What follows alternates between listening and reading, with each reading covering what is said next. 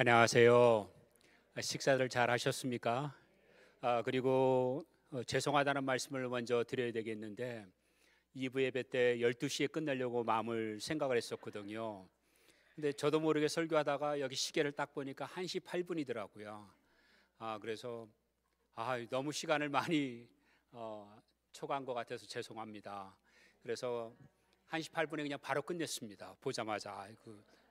원래 이제 나누려고 했던 원고가 있는데 1부 예배 때도 1%를 못 나누고 2부 예배 때도 오늘만 날이 아니니까 그래서 그냥 했는데 제 마음에는 이렇게 약간 죄책감도 들고 준비한 걸 나누지 못해서 죄송한 마음도 들고 하는데 여러분들께서 양해해 주시고 또 용서해 주시기를 부탁을 드립니다. 오늘은 기도 가운데서 목사님께서 아까 광고 시간에 보니까 청지기의 직분 이렇게 말씀해 주셨는데 오늘 이 드릴 말씀을 보면 이렇게 약간 좀 생소하실 거예요. 그러니까 뭐냐면은 그 말씀을 좀 이해하기 위해서 제가 아까 너무 급속히 했지만 이제 저는 한국에서 6년을 사역을 했고 필리핀에서 10년을 사역을 하고 10년을 사역을 하면서 7년 동안 하나님께서 이렇게 기도를 하게 하셨어요. 그게 뭐냐면은 네가 평생에 하지 못하는 공부를 하게 될 것이다.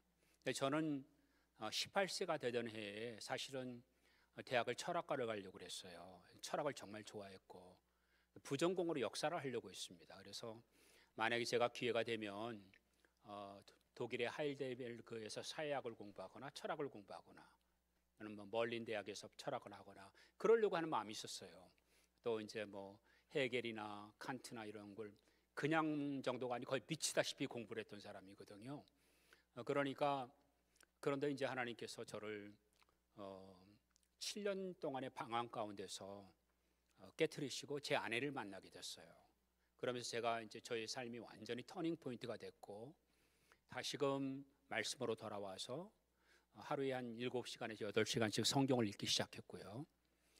그리고 40일 금식을 4번을 했고 21일 금식을 한 70, 80번 가까이 했어요. 그러니까 1년에 365일 가운데 한 180일은 금식을 하고 있습니다. 지금도 그건 계속이에요. 그러니까 일생을 어찌 보면 금식으로 살았다고 해도 과언이 아닙니다. 근데 그것은 이제 항상 우리 인생은 역설이 있는데 이 금식하는 사람이 쉽지는 않습니다. 옛날에 했다 그래서 조금 쉽고 이런 건 없어요. 3일을 하라고 해도 또 걱정이 돼요. 40일이 아니라. 그래도 막상 금식에 들어가면 모든 것들이 다 또 사라지고 또 정말 또 하나님의 은혜가 임합니다. 그러니까 그게 1년 내내 로테이팅인데 그러니까 제 삶을 돌이켜보면은 기도하는 삶, 하나님 말씀을 보는 것. 그런데 그 외에 플러스 하나가 있었어요. 그게 뭐냐면 아까 2부 예배 때 잠깐 말씀을 8세 때 제가 유인전기를 읽고 예수님을 만났지만 책벌러였거든요. 그러니까 초등학교 때 제가 책을 3,000권을 읽었어요. 그리고 그 다음에 이제 중학교 때 3,000권. 그러니까 3,000권이면 어떤 분들은 감이 안 잡히는데 하루에 3권을 읽어야 돼요. 그래 1년 360일 가운데 하루도 안 빠져야 돼요. 그러니까 책에 미친 사람이었어요. 저는 고등학교 때 책을 3,000권 읽었어요. 저는 한 번도 수학여행을 간 기억이 없어요. 왜냐하면 수학여행 가면 책을 못 읽는다는 것이 너무 두려워갖고 수학여행을 안 간 겁니다. 애들하고 놀고 그래야 되잖아요. 그러면 제가 책을 못 읽잖아요. 그래서 저 수학여행 안 가고 도서관에서 너무너무 행복했던 게 제 어린 시절의 그런 기억들이에요. 그러니까 정말로 책을 좋아했고 그리고 책을 읽으면 20년, 30년, 40년이 지나도 기억이 나는 거예요. 그대로. 그러니까 정말 포토그래피 메모리 정도가 아니고 신기해요. 제가 봐도. 근데 그 이유는 뭐냐면 책을 감동으로 읽기 때문에 그렇습니다. 책을 읽으려고 읽는 게 아니고 그게 너무너무 재밌어요. 근데 그런 가장 중요한 것 중에 하나는 제가 초등학교 때 책을 읽으면서 신문 배달을 하니까 책 읽을 시간이 줄어들어요. 교회에서 먹고 자고 하는데 그래서 기도를 하는데 하나님께서 그러면은 소가 새김질을 몇 번 하느냐 4번씩 하지 않느냐 그러니까 네가 하루에 한 번씩 네가 읽었던 책을 되새김질을 하라. 근데 그냥 건성고서 읽은 줄 알았는데 신문 배달하면서 책이 기억나는 거예요. 한 권씩. 나폴레옹 전기. 근데 4번을 기억하니까 몇 페이지에 몇 줄인 것까지 기억이 나는 거예요. 저도 놀랐어요. 그게 10년, 20년이 지나도 안 사라지는 거예요. 근데 거기는 이제 비판력도 판단력도 이해력도 독해력도 막 늘어나기 시작하죠. 그래서 저는 이제 책을 읽는 방법을 나름대로 체득한 것이 선독, 정독, 숙독, 그 다음에 마지막으로 읽는 것 가운데서 정독, 이렇게 4방법으로 읽어요. 선독이라고 하는 것은 내가 필요한 부분이 이해되지 못한 깊게 시간을 사는 것이고, 숙독은 생각하고 있는 것이고, 그 다음에 전체의 흐름을 이렇게 쭉 해서 하는 걸 완독이라고 하고, 마지막에 전체 완성하는 걸 정독이라고 합니다. 나름대로 책을 그렇게 읽고 있었어요. 대학교 들어가서는 영어 책만 8,000권을 읽었거든요. 미쳤죠. 이런 저를 꺾은 사람이 제 아내예요. 당신은 말씀이 최고다. 말씀만 읽어라. 저 죽는 줄 알았어요. 책을 좋아하는데 이런 제가 이렇게 성경만 읽으라고 그러니까 참 쉽지 않더라고요. 그 훈련을 혹독하게 받으면서 정말 말씀에 파묻히게 됐는데, 이게 이렇게 필리핀 선교사에게 도움을 줄 줄은 몰랐습니다. 필리핀에 가니까 필리핀에서 한 18,000명의 목회자들을 훈련시켰는데 필리핀 전체 목회자 60%에 해당하는 목회자를 훈련시킨 거예요. 그러니까 그게 어마어마했습니다. 전국 각처를 다니면서. 그런데 하나님께서 7년 동안 기도하게 하시면서 영국에 가면 네가 평생에 만날 수 없는 학자들을 만나게 될 것이고 많은 공부를 하게 될 것인데, 부흥과 또 유대교와 이슬람과 유럽 문명사와 이런 걸 공부하게 되고, 안 믿어졌어요. 근데 영국에 가니까 영국이 그냥 영국이 아니더라고요. 정말 이거 어마어마한 학문의 역량이 세계 역사를 바꿨던 그 학문의 역사들이 그대로 있는 거죠. 저 그대로 그냥 너무너무 행복했어요. 그러니까 청년 때 20년 동안 철학과 역사를 하기를 원하는데 2년 동안 다 공부하게 하시더라고요. 이슬람, 주데이즘, 유로피언 시빌라이제이션, 뭐 정말 말도 못해요. 그래서 하루에 2시간씩 자면서 그 공부를 마치고 필리핀에 돌아가려고 하는데, 내가 너를 부흥의 역사를 위해서 미국으로 보내겠다 해서 온 게 미국이거든요. 여기 와서 하버드에서 1년 6개월 동안 교환 교수로 있었어요. 오던 해에. 그러니까 유럽은 아는데 하버드에서 또 그렇게 하나님이 준비한 줄은 꿈에도 몰랐어요. 여기서 파묻히면서 제가 아마 미국 사람들에게 교회사를 가르치면 정말 놀래요. 미국 교수들까지. 왜냐하면 하버드에서 있으면서 아카이브에 뭐 여러분들은 그냥 책으로 출판된 걸 읽지만 여기 청교도들이 왔고 손으로 쓴 글들 어떻게 찾아봅니까? 저는 그걸 매일 다 찾아내면서 진짜 눈만 감으면 미국 역사가 그냥 미국인들을 비교할 수 없이 막 나오는 거죠. 연도 뭐 수백 명이 나와요. 지금도 그게 절제가 안 될 정도로. 그런데 제가 영국에서 제일 놀랬던 것 중에 하나는, 학사도 제가 신학을 공부했거든요. 석사를 3개를 했어요. 박사학위까지. 또 거기 영국 가서 석사를 또 했어요. 그러니까 제가 석사만 치면 4개예요. PhD 받기 전까지만 해도. 근데 유대교를 배우고 나니까 내가 그동안 배운 신학이 뭔가, 이런 생각이 드는 거예요. 유대인들은 예수님을 십자가에 못 박은 사람들이고 메시아를 배역한 사람들인데 저들에게 뭘 배울 게 있을까? 근데 랍비에게 제가 히브리어를 배웠고, 랍비에게 여러분들은 뭐 이렇게 들으시면 드라시라든지, 그 다음에 또 보게 되면은 드라시가 여러분들 귀에 읽은 미드라시예요. 그 다음에 또 마스마이노데스라든지, 그 다음에 이제 뭐 할라킥 트래디션이라든지 이런 거 전부 생소한 것들인데, 그거를 배우는데 제가 너무너무 부끄러워서 깜짝 놀란 거예요. 그동안 내가 배웠던 신학이라고 하는 것은 서양 신학이었구나. 즉 헬라의 철학에 기반해서 스토익 철학, 스토익 필로소피라고 해요. 이 서양 철학이라고 하는 것이, 즉 유대의 뿌리가 사라지니까, 그래서 좀 쉽게 말씀드리면 AD 68년에 아버지 플라비우스 베스파시우스가 예루살렘을 이렇게 완전히 점거합니다. 근데 여러분들이 잘 들으시면 네로가 죽여요. 자살을 해요. 그래서 베스파시오 장군이 황제가 돼서 로마로 갑니다. 20살밖에 안 된 아들의 이름이 타이투스, 우리 역사에는 디도 장군으로 알려진 그 20세밖에 안 된 아들이 아버지의 뒤를 이어서 예루살렘 점령군의 사령관이 돼요. 그래서 2년 동안 시즈, 에워싸고 난 다음에 예루살렘 멸망하는 것이 AD 70년이에요. 이것을 따라서 기록한 교회 사가가 있는데 그분이 유대인이에요. 근데 그분의 이름이 요세푸스예요. 그래서 여러분들이 아마존에서 요세푸스만 찍으면 그 책을 그렇게 살 수가 있고, 요즘은요 좋은 세상이 돼서 원본을 그대로 다운로드를 100% 받을 수가 있어요. 그러니까 굳이 책을 안 사셔도 전문을 볼 수가 있습니다. 물론 요세푸스는 라틴어로 썼어요.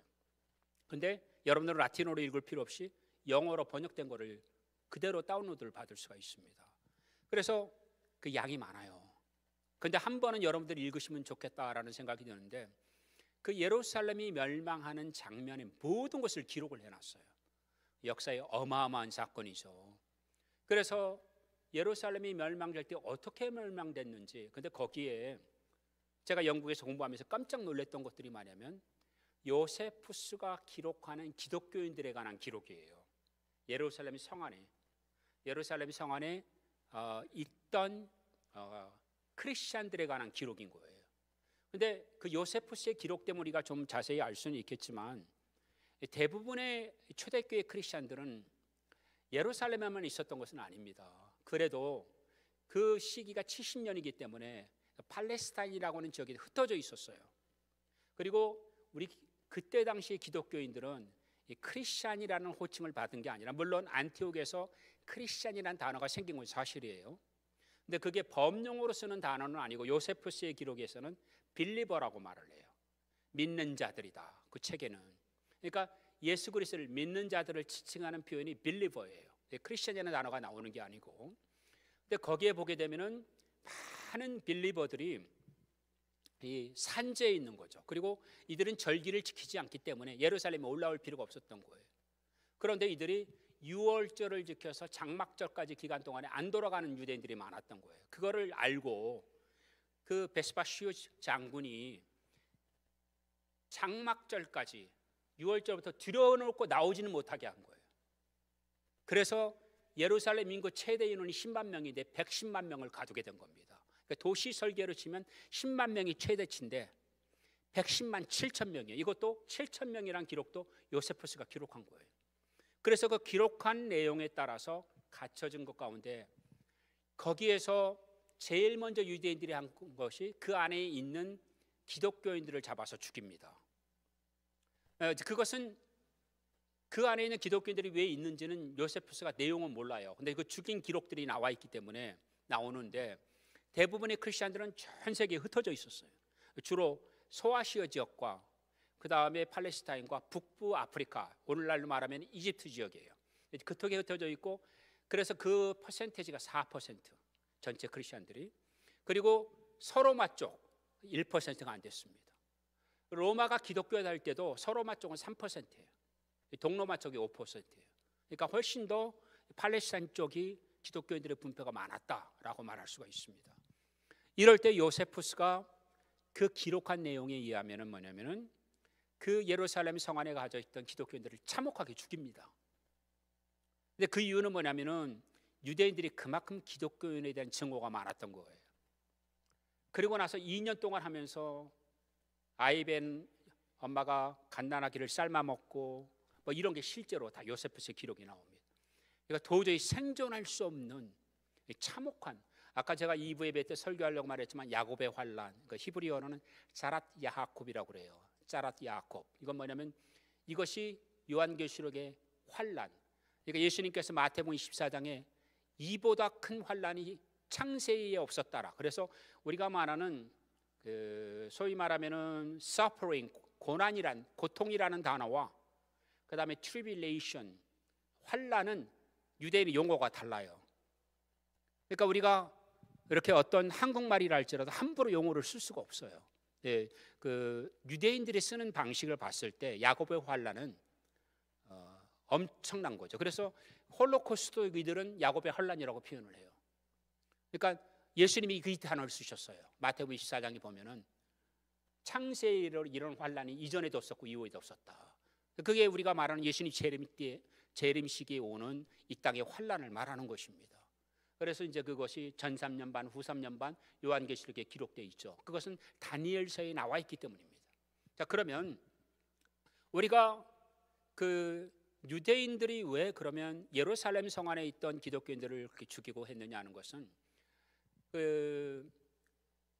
우리 기독교 전체 역사를 보면은 그때 당시 신약 성경이 없었죠. 신약 성경이 형성이 된 것은 아다나시우스라고 하는 사람이 당시에 복음서만 100권이 넘었어요. 가스펠이라는 것이 들어간 것만. 그러니까 마태복음, 마가복음 이런 거에 불의의 토마스 복음이라든지 인펀트 베이비 가스펠 오브 세인트 토마스라든지 그다음에 세인트 메리스 가스펠이라 이렇게 다 제가 말하기 실제 존재하는 책들입니다. 이게 100권이 넘어요. 그래서 지금 이 목록표를 보면 한 110권 가까이 돼요. 복음서들이. 근데 어떤 것은 편복음으로, 어떤 것은 이름만, 어떤 것은 아예 존재하지 않고, 어떤 것은 전체로 내려오는 곳이 있는데 사해사본을 비롯해서 그다음에 우리가 이집트 카이로에 올라가면 중부 지역이 있어요. 거기에서 발견된 그러한 양피지 파피루스가 발견이 됐는데 놀랍게도 30권 이상이 발견이 됐어요. 뭐 이런 것들은 뭐 신학교에서도 제대로 안 가르쳐 줄 거예요. 워낙에 우리가 배워야 될 게 많아요. 그런데 그 가운데 우리가 사복음서만 정경으로 인정을 하고 있죠. 이것을 한 사람이 누구냐면은 북아프리카의 알렉산드리아의 주교였던 아타나시우스라고 하는 분이에요.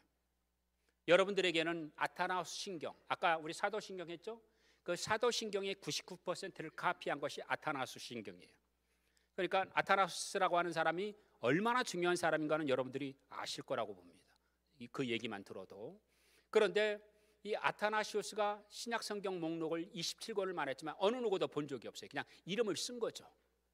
왜냐하면 여러 그 복음서들이 다 문제들이 있고 여러 가지 문제가 많아서 그래서 이러한 것이 캐노나이제이션 정경화가 됐지만 시간이 많이 걸리고 난 다음에 이제 이것을 실제적으로 우리에게 할 수 있도록 한 것은 마틴 루터예요.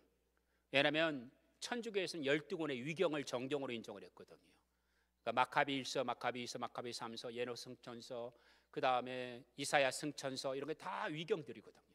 그러니까 소이더 클럽시라고 얘기를 하는데 이런 것들은 우리가 신빙성이 떨어지는 것들이 많다 해서 우리가 신약 성경을 27권 하기 때문에 이 예루살렘 성전이 무너질 때만 해도 그때 그리스도인들은 구약만 있었지 신약 성경을 본 적도 없고 신약 성경이라는 이름도 없었던 거예요. 심지어 콘스탄틴 제제의에서 313년 기독교가 공인될 때에도 신약 성경 목록은 있지만 이렇게 책을 컴파일라이제이션 한 건 없었던 겁니다. 이렇게 시간이 많이 걸렸던 거예요. 제가 왜 이 얘기를 하냐면은 우리가 지금 이 2025년이라는 시간 가운데서 많은 분들이 우리가 기독교인으로 교회 나가면 예수님 잘 믿고 주님 오시면 내가 주님 맡고 하겠다고 생각하고 있는데 대부분은 우리가 기억하고 반드시 알아야 될 중요한 역사적 사건들을 미스한 게 많아요. 그게 이스라엘에 관한 부분입니다. 근데 그 이유가 뭐냐면은 유대인에 관한 부분이라는 거예요. 왜냐하면은 당시에 많은 그리스도인들이 예수를 믿을 수 있었던 유일한 해석의 길은 유대인밖에 해석을 못했던 거예요. 말 그대로 예슈와 하마시아라고 유대인들이 말할 때 하마시아라는 말이 헬라어로는 크라이스트로 번역되어 있지만 원래의 뜻이 아니죠. 그런데 히브리어는 마시아란 말이에요. 마시아라는 단어가 영어로는 머사이아로 바뀐 거죠. 그런데 우리는 지금 그리스도로 그것을 메시아를 부르고 있는데 이 그리스도라고 하는 단어 앞에다가 큐리오스라는 단어를 붙여서 주 그리스도란 말을 써요. 그런데 우리가 이게 이렇게 왜 됐고 히브리어로 부를 때 뭐가 차이점이 있는지를 분간을 못하는 거예요. 그러니까 성경에 많은 것들이 유대적 배경을 갖고 있는데 그게 다 빠지기 시작하는 거예요. 그래서 알렉산드리아 하파라드 아다나시아나 보면은 헬라의 철학을 이용해서 헬라의 사상을 통해서 신약 성경, 구약 성경을 해석하기 시작합니다. 그래서 희한한 신학들이 많이 나와요. 그러니까 유대인들은 이렇게 말했는데, 그런데 AD 68년부터 70년까지 예루살렘이 멸망하고 난 다음에 정말 유대인 가운데 예수를 믿는 사람들이 드물게 된 거죠. 흩어져 있었잖아요. 근데 이걸 지켜본 사람이 있습니다. 지금으로 치면은 리비아라고 하는 지역인데 여러분들 성경에는 구레네라고 보셨죠? 영어로는 사이린이라고 말하는 지역입니다. 그게 리비아예요. 거기에 있던 바코크바 시몬이라는 그 억만장자가 있었어요. 유대인 가운데. 이 사람이 남아있는 그리스도인들, 유대인들을 아주 가시처럼 여겼던 사람이에요. 그래서 그 사람이 로마의 하드리안 황제에게 봉기를 들어서 반란을 일으킵니다. 그걸 유대전쟁이라고 표현을 해요. 여러분들이 보시는 것처럼 바코크바 워라고도 표현을 하는데, 그래서 이 바코크바 시몬이라는 사람이 자기 돈을 들여가지고 군대를 모집합니다. 꽤 많은 군대를 모집해서 팔레스타인에서 로마의 대항군으로 전쟁을 일으킵니다. 그 이미 예루살렘은 파괴가 됐죠. 그러면서 그 전쟁 가운데 제일 먼저 한 게 뭐냐면 소아시아, 지금의 터키로부터 그 다음에 팔레스타인 북아프리카에 이르는 숨어있는 유대인 가운데 그리스도인들만 뽑아서 죽였어요. 그게 전쟁의 시작이에요. AD 132년입니다. 그리고 3년간 전쟁이라는데 135년에 끝나요. 그러니까 이 사람들은 기독교, 유대인 가운데 기독교를 다 죽이고, 그리고 로마에 싸우다가 장렬하게 다 전사해요. 그래서 사실은 당시의 하드리안 황제는 유명한 말을 남겨요. 저 유대인들은 로마의 적이다. 저들을 수저로 떠서 지중해에 묻어버리자. 근데 그 표현이 잔혹해요. 그러니까 유대인들만 골라놓고 수저로 스코핑, 이 국자로 떠내듯이 해갖고 지중해 수장시킨다는 거예요. 근데 실제로 그렇게 했습니다. 실제로. 여러분이 하드리안 황제가 얼마나 유명한 분이냐면 그 페트라 아시죠? 그거 세운 도시 페트라라든지, 또 영국에 가면 스코틀랜드 국경선에 하드리안 월이라고 만리장성처럼 있잖아요. 그분이 세운 겁니다.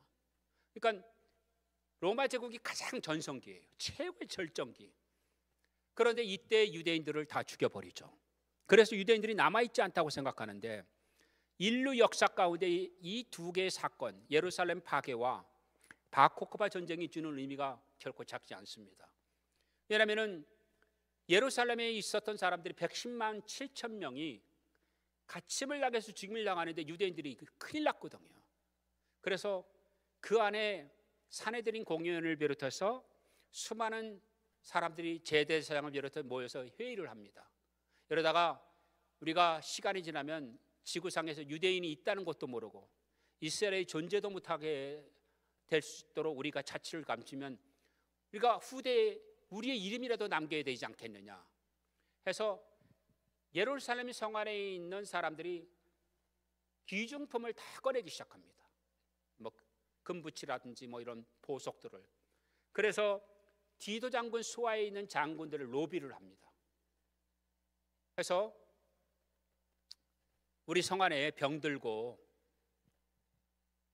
아주 어려운 사람들이 있는데 이 사람들을 좀 살려주십시오. 이들은 나가도 얼마 안 있으면 죽습니다. 그러니까 돈에 눈을 먼. 근데 그 기록에 의하면 노새에다가 수십 마리의 금은보화를 하는데 눈이 뒤집어져 버린 거죠. 그래서 이 사건이 예루살렘이 함락됐을 때 이것을 본 로마 병정들은 금이 그렇게 많은 줄 알고 성전에 돌 하나도 돌을 남기지 않고 무너진다고 그랬잖아요. 다 금붙이를 숨겨놓은 줄 알고 그 성전에 있는 돌들을 다 꺼내서 보화를 찾으려고 했던 거예요. 그러니까 완전히 뒤집어져 버린 거죠. 예루살렘 병백이. 그 사건이 없으면 그런 일이 일어나지도 않아요. 그래서 이 유대인들이 우리가 소위 말하는 장로를, 아까 영어 표현 세이지예요. 세이지, 지혜로운 자들. 이 사람들을 다 뽑아가지고 이들을 좀 살려달라고 하는데 그들이 사실은 가장 지혜로운 자들, 가장 학자인 사람들, 재판관이었던 사람들, 그 다음에 수많은 학식과 이런 것을 갖고 있는 분들이에요. 그분들이 살아납니다. 그래서 그분들이 도망간 곳이 갈릴리에 있는 티베리우스, 로마 황제 티베리우스를 해서 디베라 바다라, 우리 한글로 이렇게 되어 있죠. 그 타이베리우스예요. 거기에 동굴에 숨습니다. 그래서 밤이건 낮이건 동굴 안에서 촛불을 켜놓고 이들의 기억만을 의지해서 쓴 것이 탈무드예요. 탈무드란 단어가 제자란 뜻입니다. 제가 오늘 가르치려고 하는 이 제자가, 수많은 사람들이 제자란 말을 썼는데 의미를 몰라요. 그런데 이 예수님이 말씀한 제자가 뭔지를 모르고 교회가 성숙해지지 않는 거예요. 교회가 집사님, 장로님이 최고인 줄 알고 있는 거예요. 성경은 그걸 얘기하는 게 아니에요. 있어요. 그렇지만 성경 전체를 봤을 때 예수님께서 가르친 제자의 의미와 사도 바울 사역 이후에 일어났던 제도적 직분과는 구별을 해야 된다는 거예요. 그러니까 우리가 영어로 말하면 포지션하고 타이틀을 구분하는 거 똑같은 거예요. 예를 들어 이런 거 아닙니까? 우리가 직장에서는 선생님일 수도 있어요. 학교 선생님. 또 아니면 직장에서 어떤 분은 매니저일 수도 있죠. 또 어떤 분은 사장일 수도 있어요. 그런데 우리가 그냥 보면 남자면 미스터, 여자면 미세스 이렇게 되는 거잖아요. 이게 타이틀과 포지션이 다르다는 거예요. 성경이 말하는 것은 그 포지션에 있어서는 뭐 패스터라든지 어포스터라든지 이반젤리스트라든지 뭐 디콘 이런 게 있을 수가 있어요.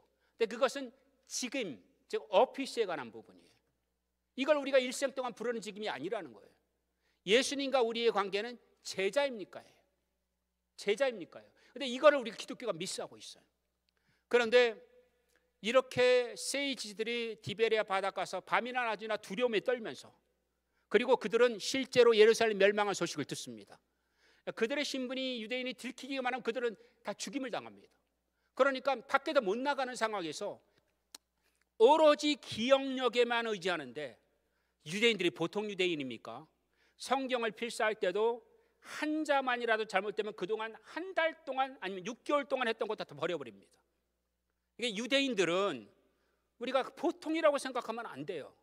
하나님이 수천 년 동안 그들을 훈련한 방법을 보면 하나님의 말씀을 대하는 자세가 다른 민족이에요.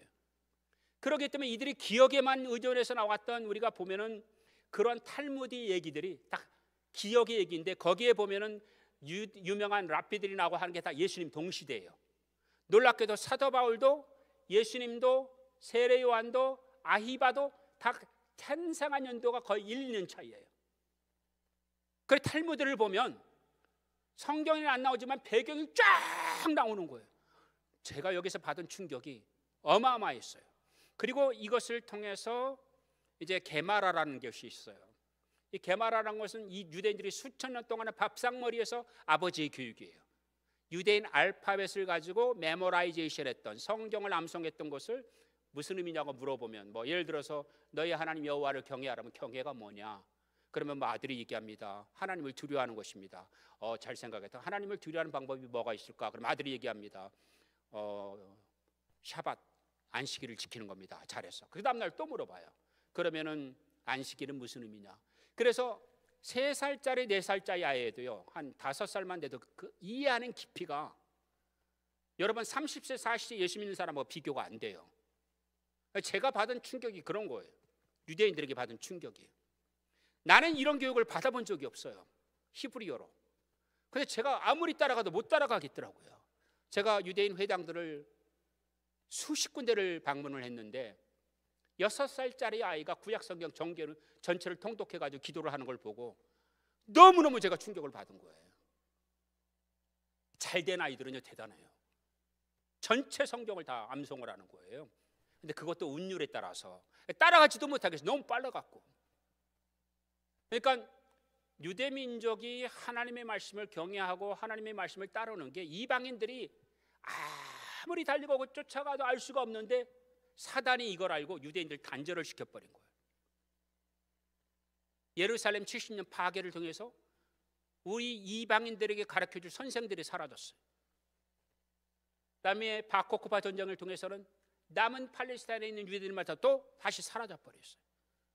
그 다음부터 헬라 철학을 기반으로 한 아리스토텔레스 철학과 플라톤의 철학을 기반으로 한 서양 신학이 생겨나기 시작합니다. 그래서 서양 신학의 모든 것은 theology, philosophy, logic이에요. logic이 뭡니까? 논리예요. 논리. 그러니까 인간의 논리에 합리성의 근거를 둔 판단을 주는데, 유대인은 이게 아니에요. 그 비교가 안 되는 구조예요. 비교가 안 되는 구조인데 하나님을 이해할 수 있는 것, 비교가 안 되는 유대식 방식으로 이해를 해야 되는데, 우리는 전혀 다른 방식으로 헬라식으로 2000년 동안 기독교가 유럽의 문명이 됐고, 우리는 이것이 전부인 줄 알고 있었던 거예요. 그래서 그 디베리아 바닷가에 있었던 이런 세이지들이 남긴 문헌을 가지고 바그다드에 남아있던 유대인들이 또 몰립니다. 바그다드로. 그래서 그때가 AD 100년, AD 100년에 1차 집대성이 있고 바코코바 전쟁이 일어난 이후에 AD 200년 때 탈무드가 비로소 집대성이 돼요. 그래서 탈무드는 한 권의 책이 아니고 굉장히 많아요. 그런데 이게 순전히 기록에 자기 기억에 의해서만 쭉 쓴 거예요. 그 사내들인의 그런 재판 기록들, 랍비들의 이런 문헌들 다 기록을 한 거죠. 그러고 나서 그것을 통해서 게마라, 미드라시 뭐 이런 많은 학문들이 나와요. 그러니까 저는 이것을 공부하기 전에는 서양 신학이 전부인 줄 알았던 사람이에요. 저 장로교 신학을 했어요. 그렇기 때문에 저는 제 나름대로 자부심을 갖고 있었거든요. 근데 영국에 가가지고 잠을 못 자겠는 거예요. 분해가지고 너무너무 분한 거예요. 왜냐하면 예수님 말씀을 내가 너무 이해를 못했던 거예요. 여러분, 제가 2부에 얘기했던 것은요, 정말 빙산의 일각도 아닙니다. 여러분, 제가 만약 가르쳐 한 10년 가르쳐야 될 거예요. 그래도 저도 아직도 걸음마도 못하는 사람이에요. 그러니까 제가 뭐 많이 아는 사람도 아닌데 그래도 여러분보다는 낫다는 것은 있을 것 같아요. 왜냐하면 내가 그러한 것을 겪었던 사람이기 때문에. 그러면서 이 유대인들의 문헌을 접하면서 제 눈이 열려지기 시작한 거예요. 그리고 나서 보스턴에 오니까 미국이 우리 제가 살던 뉴튼 바이블 컬리지 안에 히브루 컬리지가 있어요. 제가 영국에서는 영어로 공부를 했거든요. 근데 히브루 컬리지 가니까 다 히브리어로 돼 있네. 이 건물에 한 6배 되는 건물이 도서관인데요. 인구도 얼마 안 되는 유대인이라는 민족을 우습게 볼 수가 없구나. 그 문헌이 어마어마해요.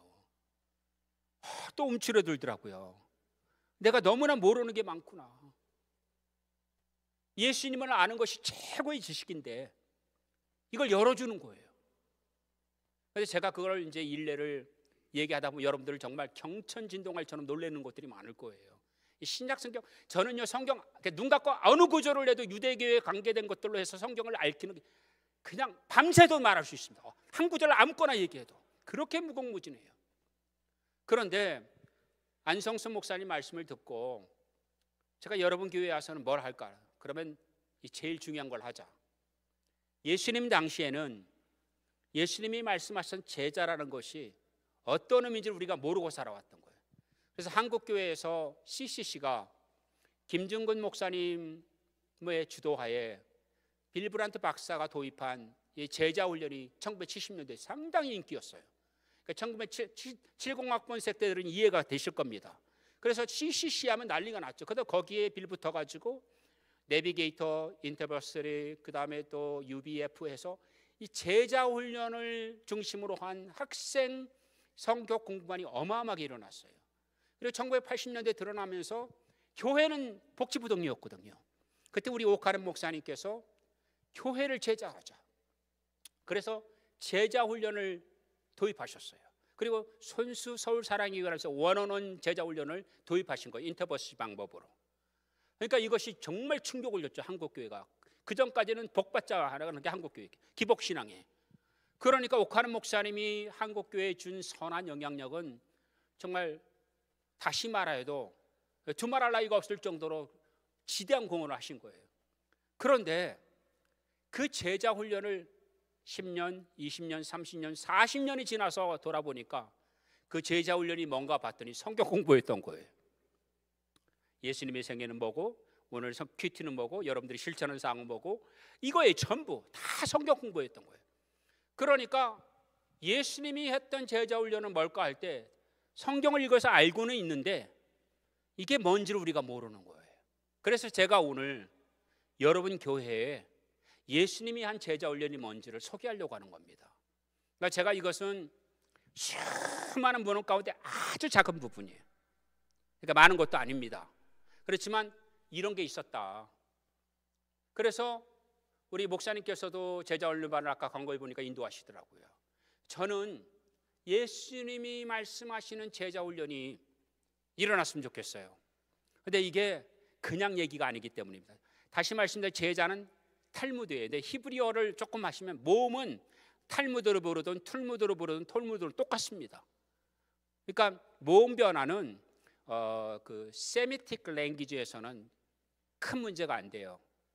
그 대신 원래 왜냐하면 모음부호가 없었거든요. 이 히브리인들은 마소라 학파를 통해 모음부호가 도입이 됐고, 또 세미틱 랭귀지의 아라비안 언어가 원래 모음이 없다 나중에 도입한 거예요. 그렇기 때문에 모음 변화가 마가 될 수 있고 무가 될 수 있고 뭐가 되는 건 아무 문제가 안 됩니다. 그렇지만 이 탈무드는 우리가 유대인의 지혜서인 줄 알았는데 이 탈무드 자체가 제자라는 건 처음 들어보셨을 거예요. 그래서 제가 오늘 이 탈미딤에 대해서 여러분과 함께 나누고자 합니다. 나눠도 되겠죠? 서론이 많이 길어졌죠? 네. 자, 이제부터 시작입니다. 시간이 많이 지났네요. 해도 되겠습니까? 네. 대답이 시원찮은 거 보니까 빨리 끝내주셔야 하는 것 같습니다.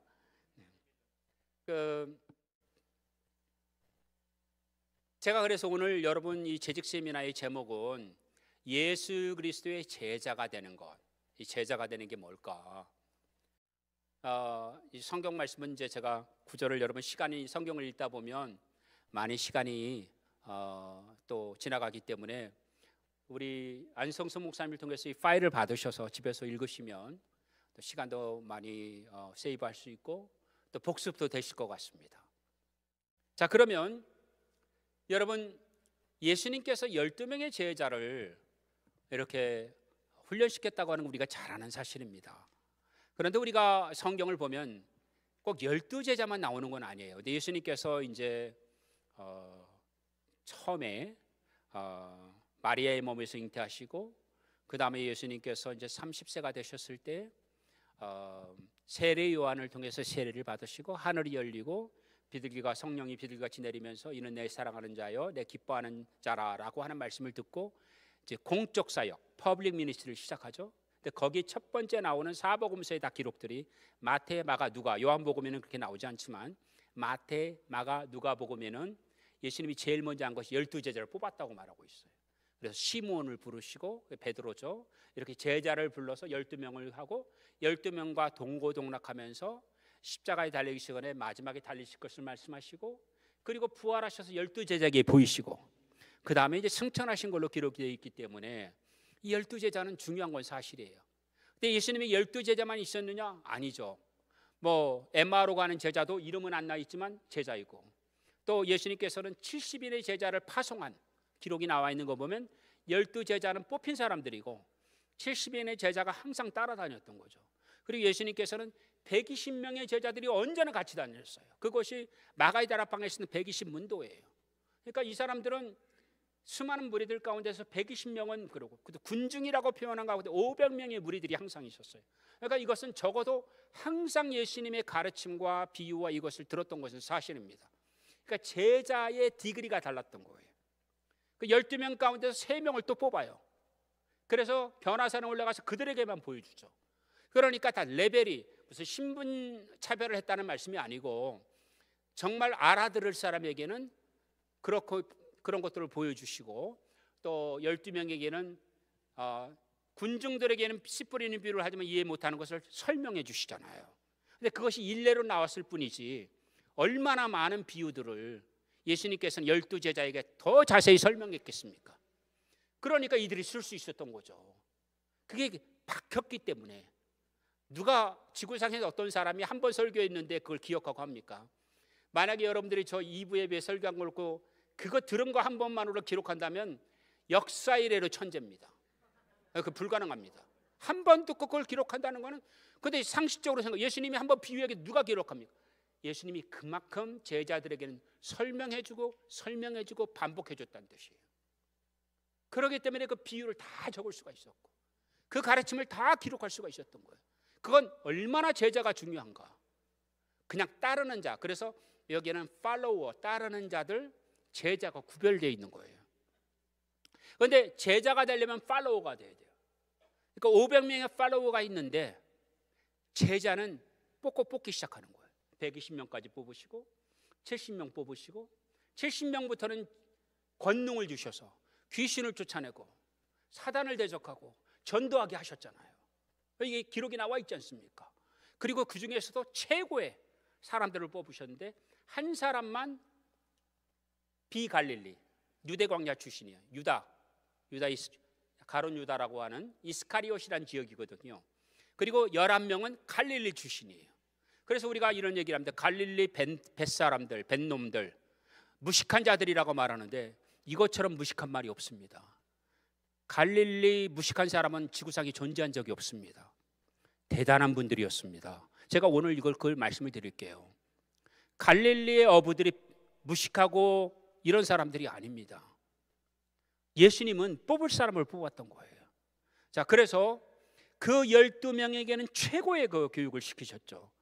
그리고는 정말 하나님의 나라의 완성을 12제자를 주축으로 해서 일어난 거죠. 그러니까 우리가 이 교회 사역도 마찬가지예요. 우리가 예배를 참석하고 하는 것도 중요하지만 가장 핵심적인 일은 반복하면서 계속 말씀을 나눠야 돼요. 듣는 거로 끝나는 게 아니라 가장 중요한 분들은 추려서 이 사역을 감당하기 위해서, 하나님의 일을 감당하기 위해서 그러한 가르침과 권명과 훈련은 반드시 필요한 것입니다. 자, 그러면은 오늘 제가 여러분들에게 그 예수님과 예수님의 제자들의 관계에 대해서 말씀드리는 것은 뭐냐면, 예수님의 제자들이 예수님을 부를 때 뭐라고 불렀냐는 거죠. 마스터, 선생님이라고 불렀습니까? 근데 그게 아까 말씀드린 것처럼 히브리어에서 번역할 때 큐리오스로 부르니까 그것을 큐리오스가 황제나 또는 군주에게 부르는 칭호였어요. 그런데 사실은 유대인들이 그렇게 부를 수가 없어요. 유대인들이 부르는 칭호는 뭡니까? 레바이예요. 그러니까 레바이라는 말이 뭐냐면 나의 스승이요, 소유격이에요. 나의 스승. 또 우리의 스승할 때도 레바이는 똑같아요. 그러니까 아람어가 라보니어라고 하는 게 딱 나오잖아요. 그것은 1인칭을 그 아람어에서만 유일하게 그렇게 불러요. 근데 전반적으로는 레바이 그러면 우리의 스승 또는 나의 스승이란 뜻입니다. 그러니까 제자들은 수많은 사람들 가운데 예수님을 꼭 집어서 나의 선생님이라고 불렀던 거죠. 선생님 이게 아니고 그 랍비라는 단어 자체가 레바이, 소유격, 나의 선생님 아니면 우리의 선생님 이렇게 불렀던 거예요. 소유격이 들어가 있으니까. 그리고 예수님은 제자들을 향해서 제자라고 부르셨던 거예요. 이 관계가 동년배들이에요. 제자들이 예수님보다 훨씬 어리고 이게 아닙니다. 그리고 대부분은 절반 이상은 예수님보다 나이가 많았어요. 그런데도 예수님을 대단한 칭호인 레바이라고 불렀던 겁니다. 여기에 비밀이 있습니다. 그리고 그런데 우리 이것을 영어로 번역할 때는 teacher and student로 얘기해요. 선생님과 학생, 또는 중세식 영어로 말하면 master and apprentice. 그러니까 이 견습생, 그 중세 도제에는 그러니까 제자와 선생님과의 관계에서는 apprentice로 시작해가지고 그 다음에 이제 follower, 나중에 쭉 나가게 되는데 그 follower 다음에 풀어가는 것이 주니어예요. 주니어 다음에 이제 이것을 선생님만큼 됐다는 것을 시니어라고 불러요. 그래서 이 도제 과정이 4년 과정으로 이루어지거든요. 그런데 이것이 이제 길어지면 뭐 8년이 될 수도 있고, 그래서 오늘날 대학 제도도 이렇게 딱 갑니다. Freshman, Sophomore, Junior, 그 다음에 Senior, 이것이 이 Master Apprentice 과정에서 생겨난 용어입니다. 그러니까 미국이든 유럽이든 독일이나 다 가도 같은 용어를 쓰고 있어요. 그래서 서양 사람들이 이해하는 방식으로는 그런 식으로 본 거예요. 장인이 뭐 구두 만드는 거 배워가지고 견습공으로 갔다가 그 다음에 이제 가죽 자르는 거 일을 하다가 나중에는 이제 바느질 소잉하는 거 하다가 나중에는 선생님 따라가는 거, 이런 정도의 개념이 마스터의 개념인 거예요. 서양의 개념은. 그러니까 선생님을 보는 개념 자체가 좀 다르죠. 그리고 제자는 뭐냐면 기능적인 측면들이 많아요. 그래서 이러한 측면 가운데서 이제 이것은 아르헨티나의 저스틴 타르트라고 하는 분이 쓰신 말인데, 근데 이제 이분의 그 표현을 보면은 Teachers who put relations first don't just have students for 1 year, but they have students who view them as their teacher for life. 그러니까 학생들이 선생님 보는 것은 하나 1년을 가르치는 거 보는 게 아니라 일생을 가르치는 거 본다는 거죠. 그게 진정한 티처다라는 얘기를 하면서 유엔의 교육 제도를 바뀐 분이에요, 이분이. 그래서 오늘날 우리가 말하는 pragmatic education의 시스템을 도입한 분이 저스틴 타르트라는 분이에요. 그러니까 이분이 그냥 제가 단순한 말을 한 게 아니고 인류의 교육사를, 그래서 교육학이라고 하는 언어가 생겨나도록 만든 분입니다. 그러니까 교육의 근원은 기능적인 측면으로 가면 안 된다고 주장하신 분이거든요. 근데 자, 여기에 보면은 아까 말하는 것처럼 견습생과 선생님과의 관계는 뭐냐면 기능적인 측면들이 좀 있어요. 이렇게 뭐 구두 배워가지고 이렇게 하면서 이것이 20년 30년 되면 자기 이제 공방 하나 차리고, 근데 이런 개념들이 교회 안에도 비슷해요. 그래서 우리가 신학 교육을 할 때도 신학 교육을 하는 시스템이 미국과 유럽이 좀 다릅니다. 그러니까 이 유럽은 신학과가 원래 파리 대학, 그다음에 버린 대학, 또 여러분들한 볼로냐 대학, 또 사크라멘토 대학, 살라메니아 대학 스페인에 있죠. 이런 대학들이 1200년대 1300년대 오래된 대학이에요. 그 다음에 1300년대 옥스퍼드 대학, 그 다음에 1300년대 후반에 캠브리지 대학. 이 대학들이 14세기 이렇게 인류의 최초의 대학에 해당하는 대학들이에요. 이 대학들이 뭐 볼로냐 대학은 학생 중심의 대학이에요. 파리 대학은 교수 중심의 대학이에요. 옥스퍼드 대학은 뭐냐면은 콜리지에이트, 그러니까 예일 대학도 옥스퍼드를 닮아가지고 예일 대학의 원래 이름이 콜리지에이트 스쿨이에요. 콜리지에이트라는 말에서 영어의 칼리지가 나온 거거든요. 그러니까 콜리지에이트라는 무슨 말이냐면은 다 같이 기숙하는. 그러니까 라틴어에서 나온 말이 living together, 콜, 이 together라는 말이거든요. 그러니까 living together, sleeping together에서 나온 단어가 칼리지라는 단어의 원어가 된 콜리지에이트예요. 그러니까 이 콜리지에이트의 의미는 뭐냐면은 이 유럽의 아주 저명한 학자나 또는 신부님이 오시면 옥스퍼드 타운에 오면은 영국 전역에서 있어서 왕의 뭐 왕자도 오시기도 하고 공작도 오고 이러면은 자녀들을 보내요. 그러면 마차를 타고 뭐 맨날 가가지고 오면은 집을 한 채를 빌려서 다 같이 하면서 차도 마시고 하면서 그분의 얘기를 듣는 겁니다. 그것이 옥스퍼드 대학의 시작이에요. 그러니까 그게 칼리지라는 이름으로 바뀐 거예요. 그러니까 우리가 칼리지를 그냥 쓰는 게 아니고 이 칼리지라는 단어에서는 뭐냐면 저명한 스승이 와가지고 어떠한 것을 자기 경험도 얘기하고, 그러니까 여러분 그것이 맞는 얘기가 뭐냐면 왕이 영국에 보면은 여러분 또 이렇게 좀 삼천포로 빠지는데 그래도 중요한 얘기니까 또 그래도 이걸 또 할 수가 없는데, 우리가 말하는 영어 단어에서 뭐 private school, public school 하면은 public school은 공립학교, private school은 사립학교 그러면 영국에 가면 맞습니다, 여러분. 매를 받는다고요. 영국에서 퍼블릭 스쿨도 사립학교예요. 그리고 영국에는 프라이빗 스쿨이라는 이름이 없어요. 왜냐하면 원래 학교가 없던 영국에서 왕이 자기 자녀를, 방이 뭐 300개 400개 되잖아요, 궁전에. 그러면 우리가 말하는 베이컨이라든지 여러분 장자크 루소라든지 이런 사람들은 하찮게 여기거든요, 왕은. 그러니까 너 왔어? 그러면 내 아들 좀 얘기해줘. 그러면은 공작들이 아유 내 아들도 끼워주세요. 실제로 그렇게 한 거예요, 자작들이. 그러면 와가지고 거기서 한 것이 이튼 스쿨이에요. 이튼 칼리지라고 불러요. 왜냐하면 자작 공작 자녀들이 왔고 왕 자녀한테 끼워달라고 청원해서. 그러니까 왜 캠브리지 옥스퍼드 대학이 왜 귀족들만 가느냐, 그렇게 했기 때문에 생겨난 학교예요. 그러니까 이걸 모르면 왜 귀족 이튼 칼리지가 고등학교는 칼리지라고 부르냐, 다 같이 먹고 잤기 때문에 왕이 먹여주고, 자작들도 자작이나 공작이나 백작이나 이런 사람들은 스스로 또 왕에게 공물을 바쳤어요. 그러니까 오늘날 우리가 대철학자라고 하면 대물리학자 이런 사람들은 다 튜터예요, 개인 교사. 그래서 영국은 아직도 옥스퍼드 대학이나 캠브리지 대학 교수를 튜터라고 부르잖아요. 그러니까 여기 예일 대학도 원래 교수들을 19세기까지도 튜터로 불렀습니다. 이제야 제가 이것은 제 책에, 영어 책에 미국의 교육사를 쭉 정리해갖고 나온 책이 있어요, 제 책에. 이거 삼천포로 빠질 것 같지만 하여튼 이 얘기를 해야 미국 교육이 왜 유럽과 이렇게 다른가 하는 것을 우리가 정말 뿌리는. 그러니까 여기에서 뉴욕 세리 유니버시티를 나왔던 언더우드 박사가 한국에 와서 연희전문학교라잖아요. 그러니까 그 연희전문학교가 뉴욕 시립대학에 그것을 똑같이 닮게 한 거거든요. 그런데 미국은 하버드 시스템과 예일 시스템으로 나뉘어요. 근데 아까도 말씀드렸지만 하버드 대학에서 9명의 교수가 떨어져 나와서 학교가 콜리지 스쿨이에요. 이제 콜리지 스쿨에서 그 엘리후 예일의 기증을 받아가지고 세운 대학이 예일 대학이란 말이죠.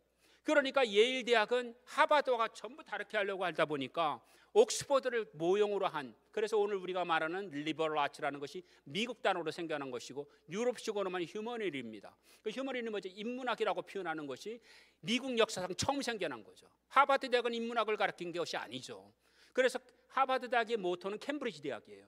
근데 캠브리지 대학은 그 유니버시티 칼리지가, 그러니까 센트럴라이즈 유니버시티가 통제하는 스타일이에요. 38개의 대학이. 근데 옥스퍼드 대학은 36개의 대학이 각자 독립적으로 합니다. 절대 참견 안 해요. 그리고 졸업장도 다 각 대학 이름으로 나와요. 그러니까 일종의 연맹이에요. 완전히 다른 시스템입니다. 근데 예일이 그걸 도입한 거죠. 그래서 예일이 미국의 하나의 주림을 만듭니다. 그러니까 하나는 뭐냐면은 홀리옥 칼리지라든지 또는 저기 윌리엄스 칼리지라든지 또는 웰슬리 칼리지라든지, 여러분 여기 보면은 이러한 세인트 존 칼리지라든지, 이게 다 리버럴 아츠거든요. 휴머니티를 중심으로 한, 근데 거기에는 4개를 반드시 다 같이 공부하게 돼 있어요. 법학과, 신학과, 철학과, 물리학을 배워야 돼요. 그래서 신학과가 있었던 게 아니라 칼빈도 신학과를 나온 적이 없어요. 신학을 배운 거예요, 파리 대학에서. 근데 모든 사람은 이 교양의 기본으로 유럽의 살라망 대학이든 볼로냐 대학이 되든 이 시스템에서 유럽인들이 성장하면서 법학이나 신학이나 철학이나 물리학은 반드시 해야 된다. 나중에 들어간 것이 리버럴 아츠가 음악도 포함이 돼서 더해진 것이지만 이런 시스템이 인간의 기본적인 교육을 해야 된다. 그러니까 유럽은 4년 동안 하면서 좀 더 많이 한쪽이 자기 전공이 돼요. 내가 법학과를 2-3개 더 했어. 그러면 법학과 졸업한 게 되고, 내가 물리학을 1-2개 더 했으면 물리학과 졸업한 게 돼요. 그게 그렇게 돼 있습니다. 영국 아직도 그렇게 하고 있어요. 내가 신학과 과목을 3-4개 더 했어. 그러면 신학과 졸업이 돼요. 지금도 그렇습니다. 이 시스템은 신학과를 나온 사람이 기본적으로 물리학이나 법학이나 철학에 조예가 깊습니다. 아직도. 이건 기본으로 반드시 배워야 되는 거예요. 그런데 미국은 하버드와 예일로 분리되면서 완전히 다른 새로운 교육 시스템을 미국이 만들어낸 거죠. 이것이 우리나라에 연희점은 들어왔지만, 그러나 서울대학이라든지 고려대학이라 이런 건 어떻게 들어왔습니까? 일본이 독일과 프랑스와 영국과 미국 것을 자기네 방식으로 다 재해석을 했어요. 그래서 엉터리 학교를 만들어요. 간사이 학원이라든지 도쿄대학이라든지 게이지 대학이라든지 그 일본식으로 바꾸는 거를 우리나라에 재도입하면서 우리나라 교육이 아직까지 원위치를 못 가고 있는 것입니다.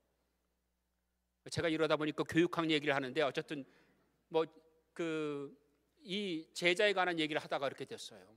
원뿌리를 모르고 나무가 막 자라고 미국에서 온 것이 또 뿌리를 쳐갖고 일본을 건너서 우리나라에 도입이 됐는데 아직도 우리는 우리나라 교육이 최고인 줄 알고 있어요. 그러니까 사람들이 상식이 모자르죠.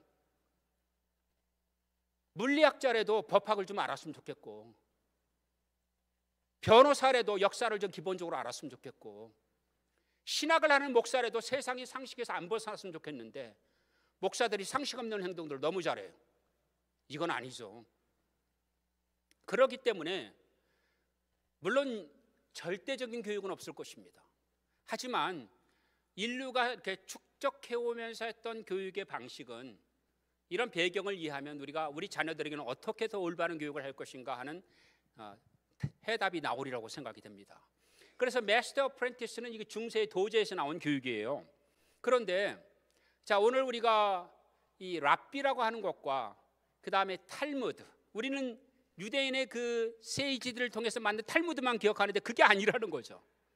그것은 탈미딤, 탈무드 법전을 탈미딤이라고 하고 또 제자의 도를 탈미딤이라고 하지만, 오늘 제가 말하는 것은 그 생존자 유대인들이 티베리아에서 만든 탈무드를 말하는 게 아니라 제가 말하는 것은 예수님이 말씀하신 제자에 대해서 말하는 것입니다. 그래서 이 예수님의 11명의 제자들이 갈릴리 사람들인데, 그 지금까지 오해가 뭐냐면 이들은 단순한 사람들이고 안 배운 사람들이고 이들은 농노들, 페전트는 농부를 낮춰서 부르는 중세식 영어입니다. 그리고 이 고립된 지역에서 문명의 혜택을 받지 못한 사람들이라고 하는 것이 2000년 동안 정설이었어요. 그런데 최근에 메시아는 유대인들이 오면서 그게 아닌 것으로 많은 문헌들이 밝혀지고 있죠. 오른쪽에 보시면은 그 말콧 쉐마임이라고 하는 것이 있는데, 예수님께서 하나님의 왕국, 마태복음에 말하는, 그리고 누가복음 그리고 마가복음에서는 하나님의 나라라고 말합니다. 하나님의 왕국과 하나님의 나라를 얘기할 때 이때 이거 말콧 쉐마임이 이제 신약 성경이 두 개 단어 나오는 하나님의 나라와 하나님의 왕국 이렇게 나와 있는데 여기에는 하나님의 나라와 그에 따르는 자들. 근데 이 팔로워가 그냥 쓴 팔로워가 아니라는 거예요. 이건 제자가 되기 전에 이들을 뽑는 단계예요. 그래서 이 단어가 우리가 생각하는 그냥 뭐 따라가는 사람 이 정도의 단어가 아니라는 거예요. 아까도 제가 말씀드렸지만 히브리어는요 절대적인 의미를 갖고 있어요. 그게 아무나 쓰는 의미가 아니라는 거예요. 자, 그러면 조금씩 하나씩 풀어서 말씀해 드리면은 이 미시나 그 탈무드 안에는 이제 이 테트라크라고 해가지고 이제 이렇게 문헌별로 나누는데 그 중에 하나가 미시나가 있어요. 이게 법전이란 뜻이기도 합니다. 근데 이 법전 안에 보게 되면은 어떻게 갈릴리에 있는 사람들이 교육을 받았는지를 우리가 알 수가 있어요. 예수님 당시에. 왜냐하면 이 모든 사람들이 기억한 게 예수님 당시의 스토리를 다 써둔 거예요. 그래서 우리가 할라키라고 하나 할락. 그러니까 할라키 트래디션이라는 말은 뭐냐면 예수님 당시의 유대법을 할라크라고 합니다. 그래서 정말 놀라워요. 신약 성경을 설명해 주는 어마어마한 것들이 들어있는 거예요. 그런데 여기에 시스템에 보게 되면은 갈릴리에 있는 어린아이들은 태어나자마자 5세가 되면은 성경을 암송하기 시작합니다. 이제 구약 성경을. 그리고 이제 10세가 되면은 이 아이들이 제일 먼저 배우는 것이 뭐냐면은 구전 토라. 이제 구전 토라는 토라를 암송하는 걸 구전 토라라고 그래요. 그 다음에 이것을 해석하고 그 다음에 미시나 법전. 그러니까 성문화된 토라를 배경으로 한 법전들을 암송하기 시작합니다.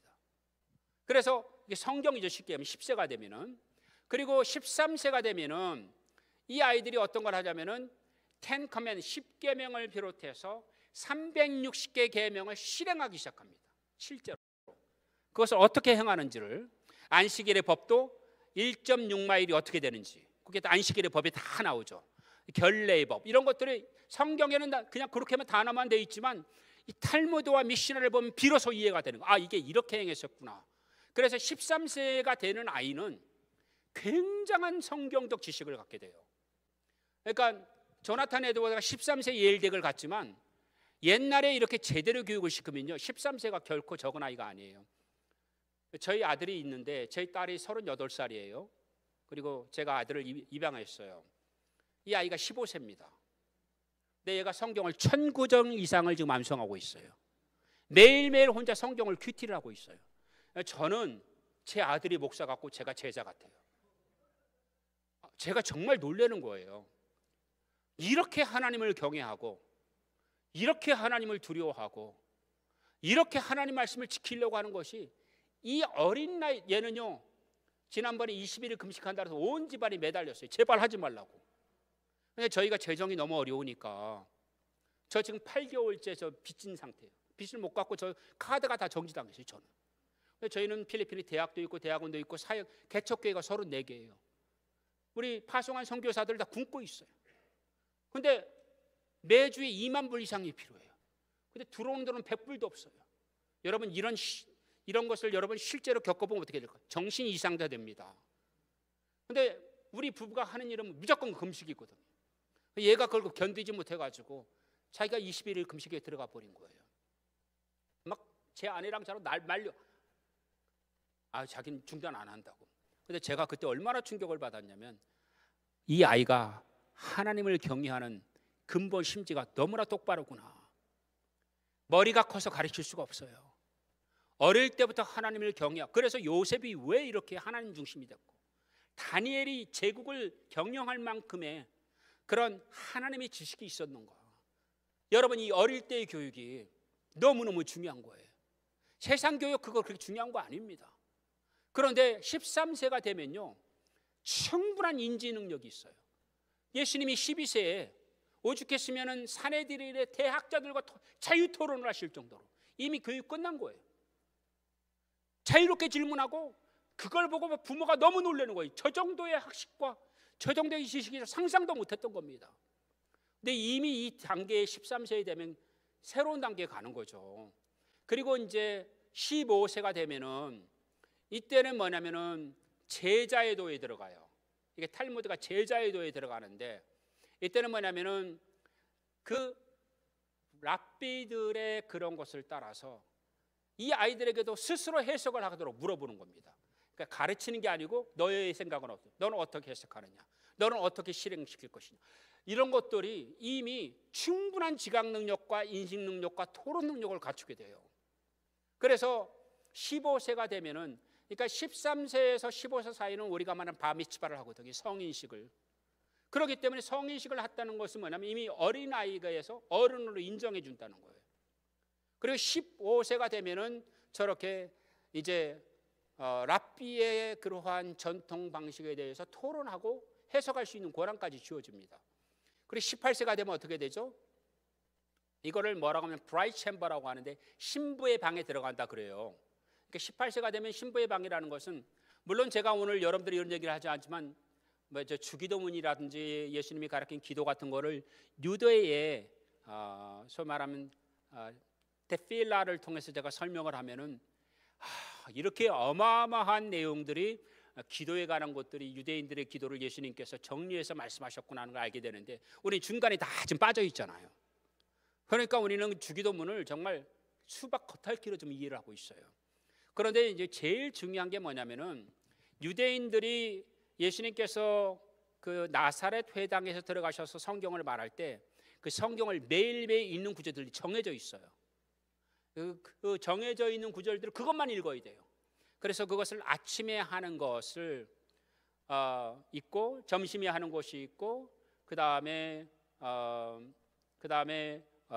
해가 질 때 하는 3번의 공적 예배를 드리고, 그 다음에 2번의 사적 예배를 드리는 것은 침대에서 일어났을 때, 잠자리일 때 드는 것을 2번의 사적 예배를 5번의 기도를 드려요. 이것을 이슬람이 도용을 해서 5번의 기도를 하는 겁니다. 그런데 사적 기도는 아침에 일어나는 것을 resurrection prayer라고 그래요. 부활의 기도다. 조금 이따 설명을 드릴게요. 그 다음에 아침에 해가 뜰 때 시작하는 기도를 샤하릿 프레이어라고 그래요. 샤하릿. 이건 사도행전에 나와요. 그 다음에 이제 해가 이렇게 중천에 떠서 정오를 넘어갈 때 그림자가 이렇게 무너지는, 비껴가는 모습이 보일 때를 우리가 민하크라고 그래요. 그 다음에 이제 해가 선세팅, 해가 이렇게 지는 것을 우리가 마아립이라고 하거든요. 그러니까 샤릿, 민학, 마아립 기도가 있어요. 그 다음에 저녁에 잠자리에 들어가는 것을 프라이트 챔버스 프레이어라고 합니다. 신부의 방으로 들어가는 기도. 그러니까 유대인들은 왜 이런 것들을 바벨론 유식 이후에 만들었을까요? 그런데 여러분들이 이런 얘기 들으면 신기하죠. 예수님께서 열처녀 얘기하고 이러면 이게 다 연결되는 부분임에도 불구하고 우리는 거기에도 좀 생소한 느낌들이 많아요. 그런데 유대인들은 마치 결례에 손 씻는 것이 그들은 당연한데 성경이 그 구절 하나 때문에 있었을 거라고는 알지만 이 탈무드는 다 설명해 주고 있거든요. 그 많은 문서들 가운데. 그와 마찬가지로 이 프라이드라고 하는 것은 뭐냐면 어떤 개념이 있냐면, 유대인들의 개념은 뭐냐면 저녁에 잠자리에 드는 것, 잠이 든다. 우리 조상들이 잠들었다 이렇게 표현하잖아요. 예수님께서는 심지어는 나자로에게 잠들었다고 표현하잖아요. 근데 그걸 이해를 못하니까 심지어 그걸 설명까지 해주지 않습니까? 그래서 잠들었다는 표현을 유대인들은 죽음의 개념과 동일하게 써요. 그걸 뭐죠? 이스라엘을 하나님의 아내로 표현하는 그걸 이제 personification, 유인화라고 얘기하는데, 그렇게 표현하는 것을 유대인들은 신랑, 남편 대신 하나님께 가는 곳으로 생각해요. 죽음의 방으로 들어갈 때. 근데 아침에 일어나잖아요. awaken 됐다. 그것을 resurrection으로 이해합니다. 부활로. 그래서 항상 죽음과 부활이 이렇게 뒤바뀌어요. 침대로 갈 때는 죽음의 길로 들어가지만 아침에 눈을 떴으니까 부활이에요. 그래서 이게 프라이버트 프레이예요. 그리고 샤릿, 미낙, 그 다음에 마립이 있는 거예요. 그런데 그러면 신부의 개념은 뭐냐면 이미 하나님과 유니언을 이룰 만큼 성숙해졌다는 의미예요. 충분히 그러한 능력이 있다. 그러니까 이것을 브라이트 챔버라고 부르는 겁니다. 그러니까 이때부터는 어떤 걸 하냐면은 이 브라이트 챔버로부터는 뭐냐면 완전히 독립된 성인입니다.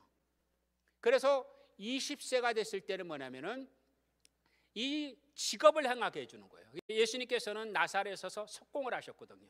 근데 우리가 목수라고 말하는데 실제로는 나사렛에서는 나무가 없어요. 가보시면 알겠지만 다 돌들입니다. 그래서 예수님이 약간 돌로 집을 지었던 역할들이죠. 근데 우리는 목수라고 말하는 거죠. 그래서 이 직업을 갖는 것을 통해서 그동안 배운 것을 실행합니다.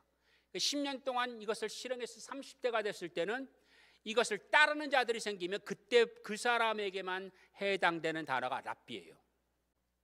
예수님이 30세가 돼 사역하신 랍비라고 하는 것은 하루아침에 얻어진 게 아니고 이미 예수님을 따랐던 사람들은 그분에 대한 명성을 들었던 겁니다. 10년 동안. 그 나사렛에 대단한 분이 계시대. 온 갈릴리가 알고 있었던 거예요. 예수님이 너 이렇게 부를 때 두 발 안고 따라왔던 겁니다. 아니 뭘 안다고 그분을 스승으로 모십니까? 성경을 자세히 보세요. 12명의 제자들이 예수님이 너 안드레 이래가 아니에요. 그분의 명성이 자자였기 때문이에요. 갈릴리에서 모르는 사람이 없어요. 이미 이 단계를 다 거쳤던 거예요.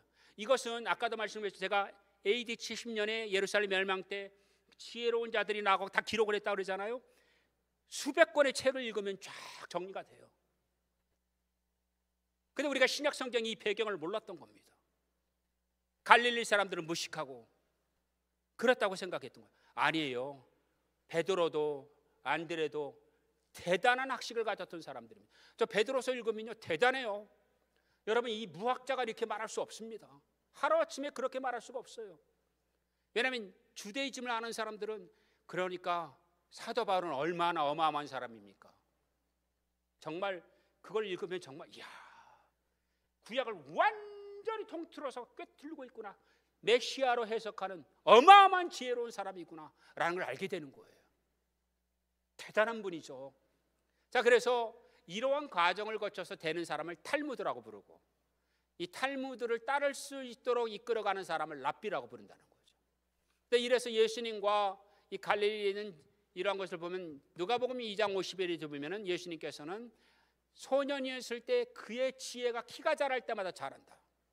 그러니까 일반 랍비 교육을 받을 수도 있고 플러스가 있었던 거예요. 하늘로부터 오시는 하나님의 지혜를 갖고 있었던 거죠. 그리고 누가복음 2장 41절에 보면은 예수님께서 fulfilling of the commandment, 아까 제가 말씀드렸던 15세에는 fulfilling of the commandment, 그걸 밤이시바 끝내고 이 하나님의 계명을 지키는 일을. 근데 예수님께서 그렇게 하셨고 they indicated by one first the Passover at the age of 12. 12살이 됐을 때 13세부터는 이제 이것을 해석할 수 있게 되는 12세가 됐을 때 마치고 13세가 건너가잖아요. 이미 그 정도의 지혜를 그러한 대학자들과 예루살렘 성전에서 예수님이 토론할 정도라는 거죠. 그 다음에 이제 마태복음 13장 55절과 마가복음 6장 3절에 보면은 이제는 18세가 되고 나면은 트레이드를 반드시 해야 돼요. 목수가 됐든 석공이 됐든 무역이 됐든. 그래서 직업으로 이걸 보케이션인데 이 보케이션이라는 단어가 직업이라는 뜻도 있지만 라틴어 원어의 보케이션은 투콜이에요. 부르다. 그러니까 유대인에게서 나왔던 단어예요. 사실은 직업이란 말은 하나님의 부르심으로 이해하는 겁니다. 다 배웠으니까 직업을 통해서 하나님이 우리에게 말씀하신 것을 실행하라. 그게 직업이란 뜻이에요. 보케이션이란 단어 자체가. 그리고 누가복음 3장 21절, 요한복음 3장 22절부터 26절에 보면은 예수님께서 광야에서 세례 요한과 보내셨다는 거예요. 이것도 한 학기는 아니지만 적어도 한 4주는 가르쳐야 될 것 같은데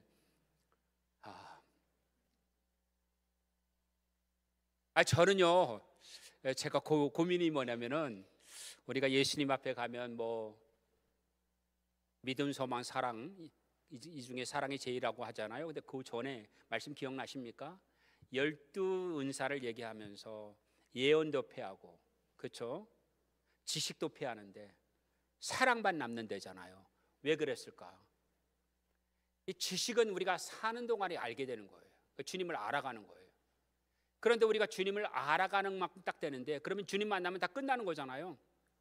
그런데 우리가 성숙하고 성장한 만큼만 하늘나라에서 더 이상 못 성장해요. 하늘나라에서는 더 이상의 성숙이 없어요. 하늘나라에서는 더 이상의 성장이 없어요. 우리가 주님을 이해하는 만큼만 가서, 왜냐면 거기서는 잘하는 게 아니에요. 거기서 우리가 성숙해지는 게 아니에요. 거기서는 영원히 거하는 거예요. 그렇기 때문에 이 땅에 살 때 우리가 주님을 더 알고 주님을 더 이해하는 것이 얼마나 중요하지. 근데 우리가 주님을 아는 만큼 거기서는 인지를 하게 돼요. 주님의 영광을 더 보게 되고 주님의 그 프레센스를 더 알게 되고 주님의 깊이를 더 알게 되는 거예요. 그러니까 여기서는 아주 얄파가 이러면은 보이니까 그거밖에 안 보여요. 그래서 우리가 이 땅에 사는 것이 얼마나 복된 것이냐면 우리가 사는 동안에 주님을 더 알 수 있다는 것. 그러니까 바울이 그 표현하잖아요. 내가 내 안에 신비를 하나 갖고 있는데 그 뭐냐면 내가 밤이나 낮이나 그리스도를 알기를 더 알기를 원한다는 거예요. 그래서 내가 이 세상의 모든 학문은 배설문을 여기지만 그리스도를 아는 학문을 최고의 학문으로 여긴다. 왜냐하면 그리스도가 전부인 것을 깨닫게 되는 순간부터는 지식도 패하고 세상의 예언도 패하는 날이 오지만 결국은 내가 주님을 아는 만큼 그 주님을 보게 되는 거예요. 이토록 아멘이 나와 안 나올 수도 있네요. 그냥 제 얼굴만 보시고 한 분도 아멘 안 하시네요. 아니 근데 여러분들 얼굴에 아멘 하시는 게 보였어요. 그러니까 말씀 안 하셔도 상관없습니다. 이미 얼굴 표정을 보면 동의하시는 게 이렇게 얼굴에 다 쓰여 있습니다. 그래서 오해 없으시길 바랍니다. 제가 세례요한 부분은 저게 참 신비인데 우리가 말하는 에센스, 그 다음에 또 젤럿, 그 열심당원, 그다음 파라시스, 바리새인, 사다시스 이런 것 가운데서 이 에센스파에 대한 신비가 많아요. 그런데 고고학적 자료에 의해서 예수님이 적어도 1년 이상을 광야에서 세례요한 게 진행해 나옵니다. 증거로. 제가 거기서 너무너무 놀랐던 거예요. 그러니까 이만큼 우리가 주님을 안다고 하는 것이 중요해요. 여러분, 세례요한과 예수님은 친척 관계잖아요. 근데 그럼에도 불구하고 이 둘의 관계가 어떻게 됐을까? 우리 성경이 말을 하지만 세례요한이 감옥에 갇혔을 때 물어보잖아요. 오실이라 한 메시아가 그분이냐고. 세례요한도 의심했던 거죠. 자기 친척 관계지만. 그래서 예수님이 뭐라고 말합니까? 내가 시장에서 피리를 불어도 사람들이 춤을 추지 않고 애곡하여도 울지 않고 사람들에게 메시아가 왔다고 해도 믿지 않는다라고 세례요한을 되게 빗대서 말합니다. 아까도 말씀드렸지만 이 예수님을 볼 수 있다고 하는 것은 그때 당시나 지금이나 똑같다고 생각이 돼요. 왜냐하면 예수님이 오셨음에도 불구하고 이 말씀을 연구하는 자들이 예수님이 십자가에 못 박았잖아요. 오늘날 신학자들이라고 하는 사람들이 예수님이 재림한다고 하면 제 생각에는 많은 신학을 연구하는 사람들이 당신 예수님 아니야. 우리가 스캐닝하고 DNA 조사하고 했더니 중동인의 얼굴인데 당신은 뭐 이렇게 생겼잖아라고 자기가 갖고 있는 지식으로 판단할 가능성이 상당히 높아요. 그러니까 우리가 획득한 지식을 가지고 고정관념을 갖게 되는 거죠. 이 고정관념 가지고 예수님을 만들어 버리는 거죠. 그런 예수님이라고. 우리가 지금 오늘 이 말씀을 배우는 목적이 뭡니까? 성경이 말하는 것을 이해하고자 한다는 거예요. 내가 정형화된 고정된 관점의 예수님이 아니라 그 예수님이 어떤 예수님인가 알므로 말미암아 내 안에 예수 그리스도를 아는 은혜가 풍성해지는 겁니다. 그분을 아는 기쁨이 더 깊어지는 겁니다. 그래서 예수님께서 30세가 될 때 그의 공생애를 시작했다고 누가복음 3장 23절에 말합니다. 이것이 전에 말했던 미시나와 그리고 갈릴리에 있었던 이러한 교육제 똑같아요. 그러니까 예수님이 불렀던 제자들도 이미 성숙한 타에 따르는 사람들입니다. 그들이 30세 이상이 대부분이. 베드로는 장모가 결혼해서 자녀까지 있었던 사람. 이미 그들의 상태가 무학자들의 개념이 아니에요. 근데 우리가 지금의 제자 훈련은 뭐냐면 성격 공부한 식이에요. 예수님은 어떻게 돼? 그래서 우리가 성장한다고 하는 것, 이 성숙한다고 하는 개념에 있어서 훨씬 더 일종의 초등학문적인 공부를 하고 있어요. 저도 고민을 하고 있어요. 예수님의 제자이들을 어떻게 하면 바르게 할 수 있을까라는 생각을 하는데 제가 오늘 그런 것을 하나를 제시를 하려고 합니다. 이 제시를 한다면 이런 것들을 볼 수 있는데 예수님이 했던 학교를 우리 예시바라고 볼 수가 있어요. 예수 학교다. 그러니까 물론 유대인 학교 이름이 예시바거든요. 그런데 이때 당시의 학교는 어떤 개념이냐면은 건물이 있는 게 아니고 회당에서 주로 했어요. 나사렛 회당, 그 다음에 또 뭐 게네사렛 회당, 이렇게 회당 이름들이 많이 나오죠. 그래서 회당에서 주로 많이 하는데 이 회당에서 했을 때는 갈릴리에서는 대부분 회당에서 이제 랍비가 있고 랍비가 가르치죠. 안식일 이전까지. 그러면서 거기에 있는 공동체가 마을이 그 랍비를 고용합니다. 그러니까 랍비를 고용을 해서 그 급여를 주고 자기 자녀들을 보내는데 대부분은 남자아이들을 보냈어요. 근데 유력한 가정의 자녀들은 여자아이도 보냈습니다. 그러니까 여자아이들이 차별을 받았던 건 사실이지만 반드시 못 들어갔던 것은 아니에요. 그리고 이 학교는 이 랍비가 어떤 것을 하냐면은 이제 그 마을 전체의 아이들을 가르칠 뿐만 아니라 그 마을 주민들에 대해서도 상당한 권위를 갖고 있었어요. 그러니까 예수님께서 이 세상에 주는 랍비의 권위에 갖지 않다라는 표현이 성경에 나와요. 근데 그건 눈여겨봐야 되는 게 이 랍비들은 토라나 또는 미시나나 이런 것을 근거로 한 랍비였다면 예수님은 하나님의 아들로 뛰어넘는 이미 모세의 율법과 이런 것들 하면서 예수님이 새 계명을 말하고 그 얼마나 충격이겠어요. 이들은 전체 가치가 옛 계명인데 예수님은 새 계명을 말하고 새 비유를 말하고 새로운 가르침을 말할 때 이 사두개인들이나 바리새인들이 받는 충격은 어마어마했을 것입니다. 제가 지금의 이해로는 그걸 한 번이라도 들었던 사람들은 핵폭탄의 충격을 받았을 거예요. 왜냐하면 유대인들은 고친다는 걸 상상을 못해요. 토라에 모세가 말한 오리라는 선지자가 나다라고 얘기하는 말을 하는 것은요, 그 불경죄 정도가 아닙니다. 돌에 쳐 죽여야 돼요.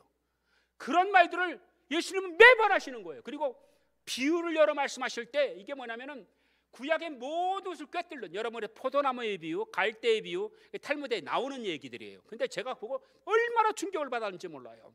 예수님은 그때 당시에 사람들이 어떤 사고방식을 갖고 있었는데 어떤 이해인지 알고 있는데 그걸 꿰뚫어 보면서 비유를 주시는데 이 사람들이 산산이 부서지는 느낌을 받는 거예요. 내가 지금 60년, 70년 이 토라의 법전을 알고 있는데 대학자인데 예수님의 비유 하나만 들으면 나는 아무것도 아니고 초라한 자처럼 느껴지는 거예요. 그렇기 때문에 제일 예수님 반대했던 사람들이 뭐죠? 율법사들이에요. 그러니까 우리가 말하는 로이어라고 하는 그 사람들이 유대법을 아는 사람들인데 제일 부끄러웠던 거예요. 그러니까 어떻게 예수님을 쳐야 되겠냐, 말씀으로는 책 잡을 게 하나도 없는 거예요. 그건 뭐죠? 털끝 하나만라도 손댈 수 없을 만큼 속속들이 유대의 모든 것을 알고 계셨다는 거예요. 예수님의 말씀이. 그래서 감히 대적을 못하는 거예요. 어느 말로도. 그런데 내가 갖고 있는 지식, 내가 습득했던 수많은 지식들이 아무것도 아닌 것처럼 느껴지는데 메시아로 인정하기 싫은 거죠. 이런 관점들을 봤을 때 예수님의 제자가 된 사람들은 예수님이 메시아인 것을 죽고서도 이해를 못했어요. 사실은 시간이 많이 지나고 나서 안 거죠. 그렇기 때문에 그걸 고백하잖아요. 예수님 메시아라고. 그런데 이 정도만 뽑힌 사람도 보통 사람이 아니었다. 저는 여러분들의 교회에서 학식을 요구하고 이런 얘기가 아니에요. 제가 얘기하는 것은 그리스도의 몸된 교회에서 하나님의 부르심을 받은 우리들이 적어도 제자의 삶을 살아야 된다는 것을 말씀을 드리는 겁니다. 제자의 삶을 살아야 된다. 그러면 예수님을 이해하는 것이 적어도 초등문을 벗어나야 된다라는 것입니다. 그런데 우리는 구약을 제대로 이해를 못하고 있는 거예요. 그 부분을 제가 지적하고 싶은 것입니다. 그래서 여기에 보면은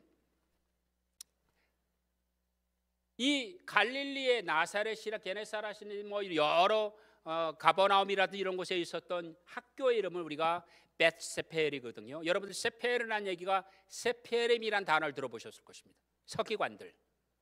너 율법 살고 서기관들아. 그 서기관들아 단어가 히브리어가 세페르예요. 그러니까 서기관들은 어떤 일을 하는 사람들이죠? 성경을 필사하는 사람들이에요. 어마어마한 권위를 가졌던 에스라가 서기관이잖아요. 그래서 이 필사하는 세페르, 이 서기관들의 직무를 세페름이라고 그래요. 그러니까 학교 이름이 벳세페름, 세페르의 집이에요. 자, 그런데 이 시스템 벳세페르를 보면은 이건 뭐 나사렛에 다 있었어요. 갈릴리에는. 근데 예루살렘에도 있었어요. 그런데 예루살렘과 갈릴리가 어떤 차이가 있었냐면은 당시의 탈무드에 보면은 사내들이 한 40개 있었다고 합니다. 근데 예루살렘에 있는 사내들이는 특별히 대제사장이 있었어요. 그래서 거기에 사내들인의 의장을 얘기할 때 히브리어로 표현이 포케크거든요. 포케크라는 말이 뭐냐면 여러분들의 이해를 좀 쉽게 해서 말씀드리면은 베드로가 예수님께서 질문을 받았을 때 제자들도 받았지만 세상 사람들은 나를 누구로 하느냐? 선지자라고 합니다. 너희는 나를 누구로 하느냐? 베드로가 말하기를 주님 그리스도시요 하나님의 살아계신 아들입니다 라고 고백을 해요. 예수님이 너무 기뻐하셨어요. 근데 저는 제가 이 구절조차도 되돌아보면 내가 과연 이것을 고백할 수 있을까? 베드로의 식견이 보통 사람이 아니구라는 것을 제가 또 느껴요. 왜냐하면 다 제자들이 있지만 그 정도까지 예수님의 메시아로 인정할 만한 그게 쉽지가 않거든요. 능력을 행한다, 잘 가르친다 해도 저분이 과연 메시아일까라고 하는 것은 이게 보통 문제가 아니거든요. 그래서 예수님이 크게 기뻐하시면서 내가 너에게 천국 열쇠를 주노니, 이 열쇠를 주노니 한 번 땅에서 매면 하늘에서 매일 것이요 땅에서도 풀면 하늘에서 풀리리라. 그런데 여러분 이 구절을 들었을 때 성경 단 한 구절도 질문하는 자가 없어요. 이걸 바꿔서 말하면 뭐냐면은 유대인들의 입장에서는 이 말은요, 한국말에 그런 말이 있죠. 쑥떡같이 말하고 찰떡같이 알아듣는다. 뭐라고 그러죠? 제가 한국말도 까먹었네. 하여튼 찰떡같이 알아듣는 거 있죠. 뭐라고 말해도 유대인들이 그래요. 유대인들이 아까 제가 얘기했지만은 5세 6세서부터 이제 토라를 배워나가면서 제일 이제 정수 교육에 가게 되면은 10 커맨드먼트예요. 10계명. 그 10계명을 하고 난 다음에는 이제 이들이 배우는 것이 630개의 커맨드먼트를 암송하기 시작해요. 근데 630개의 커맨드먼트는 뭐냐면은 모세오경에서 하라와 하지 않아는 문구가 이렇게 히브리어로 돼 있어요. 그거만 하라만 쫙 꺼내고 하지 말라만 하면은 이 하지 말라가 365개예요. 그 다음에 하라가 360개예요. 이걸 합치면 320 몇 개죠. 60만 원 계산해 보시면. 그래서 하라와 하지 말라 딱 나뉘어요. 이게 그 모세오경이. 그래서 하라는 쉽게 얘기하면 여호와를 경외하라, 안식일을 지켜라, 그 다음에 또 내 부모를 공경하라. 뭐 이거 다 하라예요. 하지 말라는 내 이웃의 물건을 도적질하지 말라, 내 이웃의 여인을 간통하지 말라. 일단 하지 말라예요. 근데 이것을 이제 암송하고 이것을 실행해 나가는데 이 365개 하지 말라는 것들을 쭉 하게 되면 이것을 유대인들은 뭐라고 하냐면 묶는다라고 얘기합니다. 묶는다. 그러니까 바인딩이에요. 바인딩. 그 다음에 하라는 뭐냐면 푸는 거예요. 루싱, 열어주는 거예요. 그래서 오프닝. 그러니까 유대인들은요, 이 구절을 딱 봤을 때 예수님께서 한 번 매이면 한 번 풀면 할 때 너무 이해가 쉬운 거예요. 하라와 하지 않아로 일생을 수백 년 수천 년을 이 해왔던 사람이, 그런데 이 구절을 해석할 때마다 이제 실제적으로 안식일의 거리를 계산할 때 점점 바뀌어져요. 그래서 이거 몇 마일로 해낼지 1.1마일까지 떨어지거든요, 나중에. 그러니까 점점 세밀화가 돼요. 그러면 우리가 안식일에 노동을 어디까지 규약해야 되느냐. 그러니까 음식을 쿠킹하는 거 노동으로 봐요. 그러니까 전날 음식을 해야 돼요. 또 음식을 까물게 해서 밀을 까부르잖아요. 그 안식일 내냐? 그거 노동이다. 그러면 안식일 전날 해야 돼요. 이걸 다 정해주다 보니까 너무 이 나머지가 너무 많아지는 거예요. 근데 어떤 거는 해석 불가가 많아요. 그럴 때는 지역마다 있는 사내들인 이 케이스를 갖고 옵니다. 그럼 사내들인 의장이 수많은 대학자들과 함께 갈릴리도 있고 유대 광야에도 있고 이제 전 그 예수님 당시엔 40개 정도가 있는데 제일 큰 게 예루살렘인데 이것을 대사내들이라고 말해요. 헬라어로 사내들이는 컨퍼런스를 뜻하는 말입니다. 헬라어가. 그래서 컨퍼런스는 나라가 사내들에서 나온 단어예요. 그런데 이 회의, 그러니까 오늘날만은 뭐 일종의 대법원과 같은 건. 그래서 그것의 의장이 누구냐면 바로 예루살렘에서는 대제사장이에요. 그런데 갈릴리에는 거기를 위대한 랍비들이 하겠죠. 이것을 들어주고 하는 사람을 포케크라고 불러요. 풀어주고 열어주는 사람, 묶어주고 닫아주는 사람, 이게 포케크예요. 그래서 포케크가 이것을 결정해 주는 거예요. 여러분, 우리가 하나님의 말씀을 배우는 많은 사람들이 이런 배경을 모르고 보면 묶는 게 뭔지, 그래서 사도행전을 보면 묶고 푸는 게 나와요. 이방인들도 그러면 할례를 받아야 됩니까? 안식일을 지켜야 됩니까? 여러분 보시면 디도라든지 티모테라든지, 티모테는 물론 외가 쪽으로는 유대인이지만 친가 쪽으로는 헬라인이거든요. 이런 것들을 어떻게 해야 되느냐?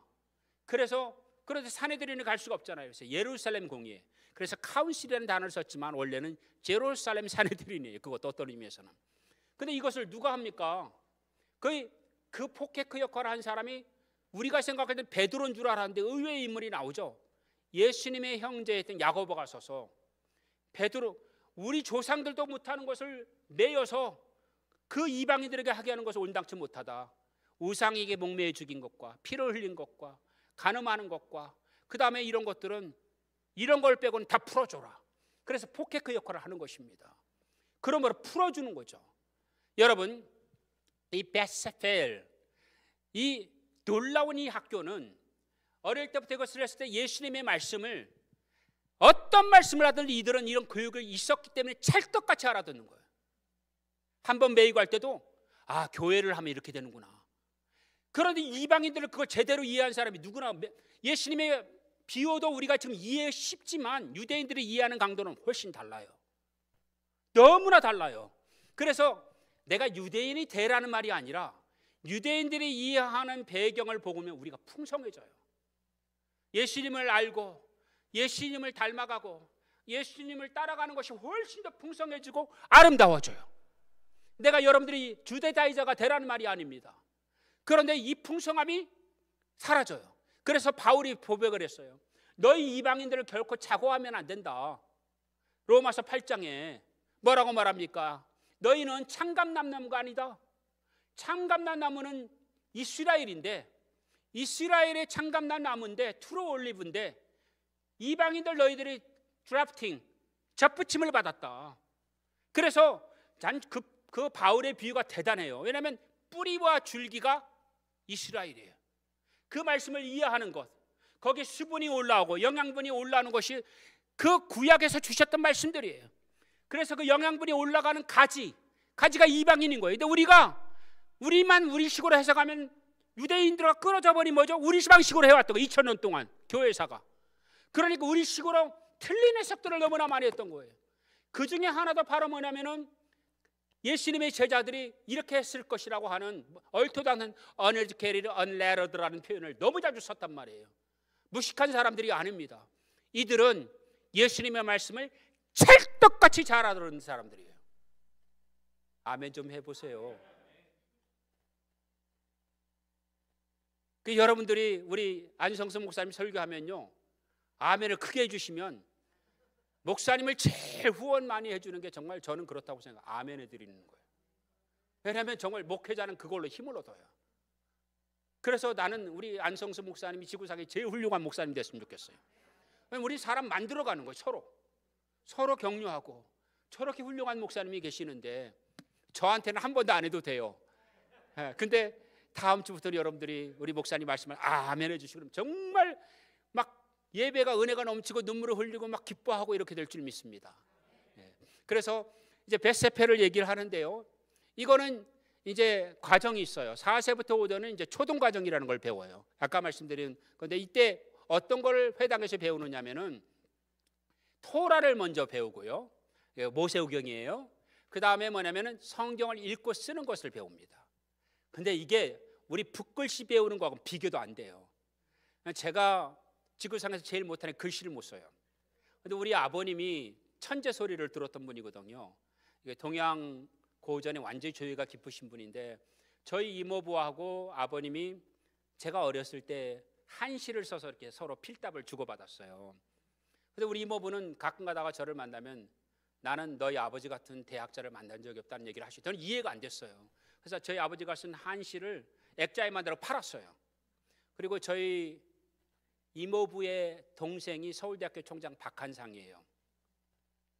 KBS 사장까지 하셨어요. 80년대에. 그러니까 저희 아버님이 제가 어릴 때 기억을 6세 7세 기억을 잘 못하지만 항상 제 안에는 뭐냐면 동양 고전을 좀 제대로 배웠으면 하는 갈증이 있었어요. 그래서 저는 중국 고전을 그냥 한자로는 잘 읽습니다. 쉽게 한국어처럼. 그렇지만 이 필체가 우리 아버님은 못 따라가요. 우리 아버님 초서 행서로부터 진짜 명필이에요. 너무 잘 써, 어릴 때도. 그걸 본봤는데 이 세페르 과정을 하는 아이들은요, 이 성경을 필사하는 과정을 통해서 말씀이 신비, 바울이 얘기했잖아요. 돌에 새긴 글처럼 이게 어릴 때부터 시작되는 겁니다. 우리는 말씀을 경홀히 여기는 경향들이 많아요. 근데 유대인들은요, 말씀을 무섭게 여겨요. 이 어릴 때 이 과정 때문에 그런 겁니다. 말씀을 필사하는 과정 속에서 한 단어를 함부로 쓰면 안 된다는 것. 그러니까 천재 1.1획도 그 말이 요도 이 점 하나거든. 이거 하나도 함부로 하면 안 돼요. 그럼 나머지 거 다 버려야 돼요. 그래서 그 두려움과 경외함을 가지고 말씀을 대하는 거예요. 우리가 제자의도의 첫 번째는 뭐냐면 배우려고 하는 게 아니고 하나님을 두려워하는 법을 배워야 된다. 하나님을 두려워하는 법을 배우는 것이 첫걸음이에요. 그래서 말씀을 내 생각대로 막 하는 게 아니라 예수님이 말씀하신 의도가 뭔가를 좀 더 파헤치려고 하는 것. 그게 더 중요한 거예요. 내 생각이 중요한 게 아니라. 근데 우리는 너무 응용화에 애플리케이션에 많이 침착되어 있는 것 같습니다. 그리고 난 다음에 모세오경의 많은 부분을 암송시켜요. 저는 지금 성경 암송 운동하고 있거든요. 한국에 엘리트 스쿨이 있어요. 그레이스 인터내셔널 캐러미라고 있는데 제가 거기 가서 일주일 동안 강의를 했는데 아이들한테 히브리어 성경을 암송하면 좋겠다 그랬더니 그 교장 이사장님이 세상의 아이들을 히브리어 성경 암송을 지금 몇 년째 하고 있답니다. 너무 잘해요. 너무 잘해요. 그러니까 어릴 때부터 히브리어를 배운 적도 없어요. 암송을 시키는 거예요. 암송보다 최고가 없습니다. 그래서 히브리어 암송을 하고요. 그거 안 되면 영어로도 괜찮습니다. 그 다음에 토라 전체를 암송합니다. 한 단어도 틀리면 안 돼요. 근데 이게 쉬운 게요. 토라 전체 포션을 보면은 하루에 한 구절 정도만 하면 돼요. 그리고 내일 되면 어제 했던 것도 반복하고. 그렇게 계속하면요 가능해요. 그러니까 저희 교회에서 그렇게 했는데 우리 교회에서는 신구약 전체를 암송하는 사람이 있습니다. 왜냐하면 한 구절씩 하니까 3년 되니까 4번이 돌아가더라고요. 성경 암송이. 저절로 되는 거예요. 그러니까 이것은요 매일매일 하는 거예요. 이게 가능해요. 근데 여기에는 진짜 아멘이 없네요. 예, 그것을 이제 뭐라고 말하자면은 백열구하고 형광등의 차이다. 백열구는 바로 들어오는데 형광등 깜빡깜빡하다 그 말이었어. 아멘. 늦게라도 하는 것은 감사한 겁니다. 할렐루야. 네. 이제 빨리 마칠게요. 그래서 여기에서는 뭐냐면은 이 아이들이 4, 5세 때는 어떤 것을 하냐면은 이제 나머지 시간은 가서 가족들을 도와요. 농사일도 하고 이 4세, 5세 된 아이들이 그러면서 뭐냐면은 이때부터 예루살렘 유월절에 따라갑니다. 그러니까 실행 교육이죠. 7대 절기를 아는데 7대 절기를 참관하기 시작해요. 이 절기를 히브리어는 모에딤이라고 그래요. 모에드는 아까 제가 말씀한 때라고 하는 것을 이해하는 겁니다. 하나님이 7대 절기를 통해 예수님의 초림과 재림을 보여주시는 큰 그림이거든요. 이게 어마어마한 교육입니다. 자, 그래서 제사법과 그 다음에 제사법이 주는 의미와 속죄와 그 다음에 어토인먼트 구속과 이런 것들이 이게 무슨 관계가 있는지를 아는가. 예수님이 속죄 제물이라는 것을 유대인만큼 이해할 수 있겠냐는 거예요. 정말 그게 그래서 우리가 기독교 신학에서 말하지만 난 유대인들이 이해하는 걸 보면 막 온몸에 내 죄를 용서하시는 그 예수님의 역사가 이렇게 깊구나 하는 것을 알게 되는 거예요. 자, 그리고 예수님께서 그 예루살렘 성전에서 6월절 날 그가 하셨던 것을 토로라는 걸 보면은 예수님이 이 벳세페를 하셨다는 걸 분명히 알 수가 있는 거죠.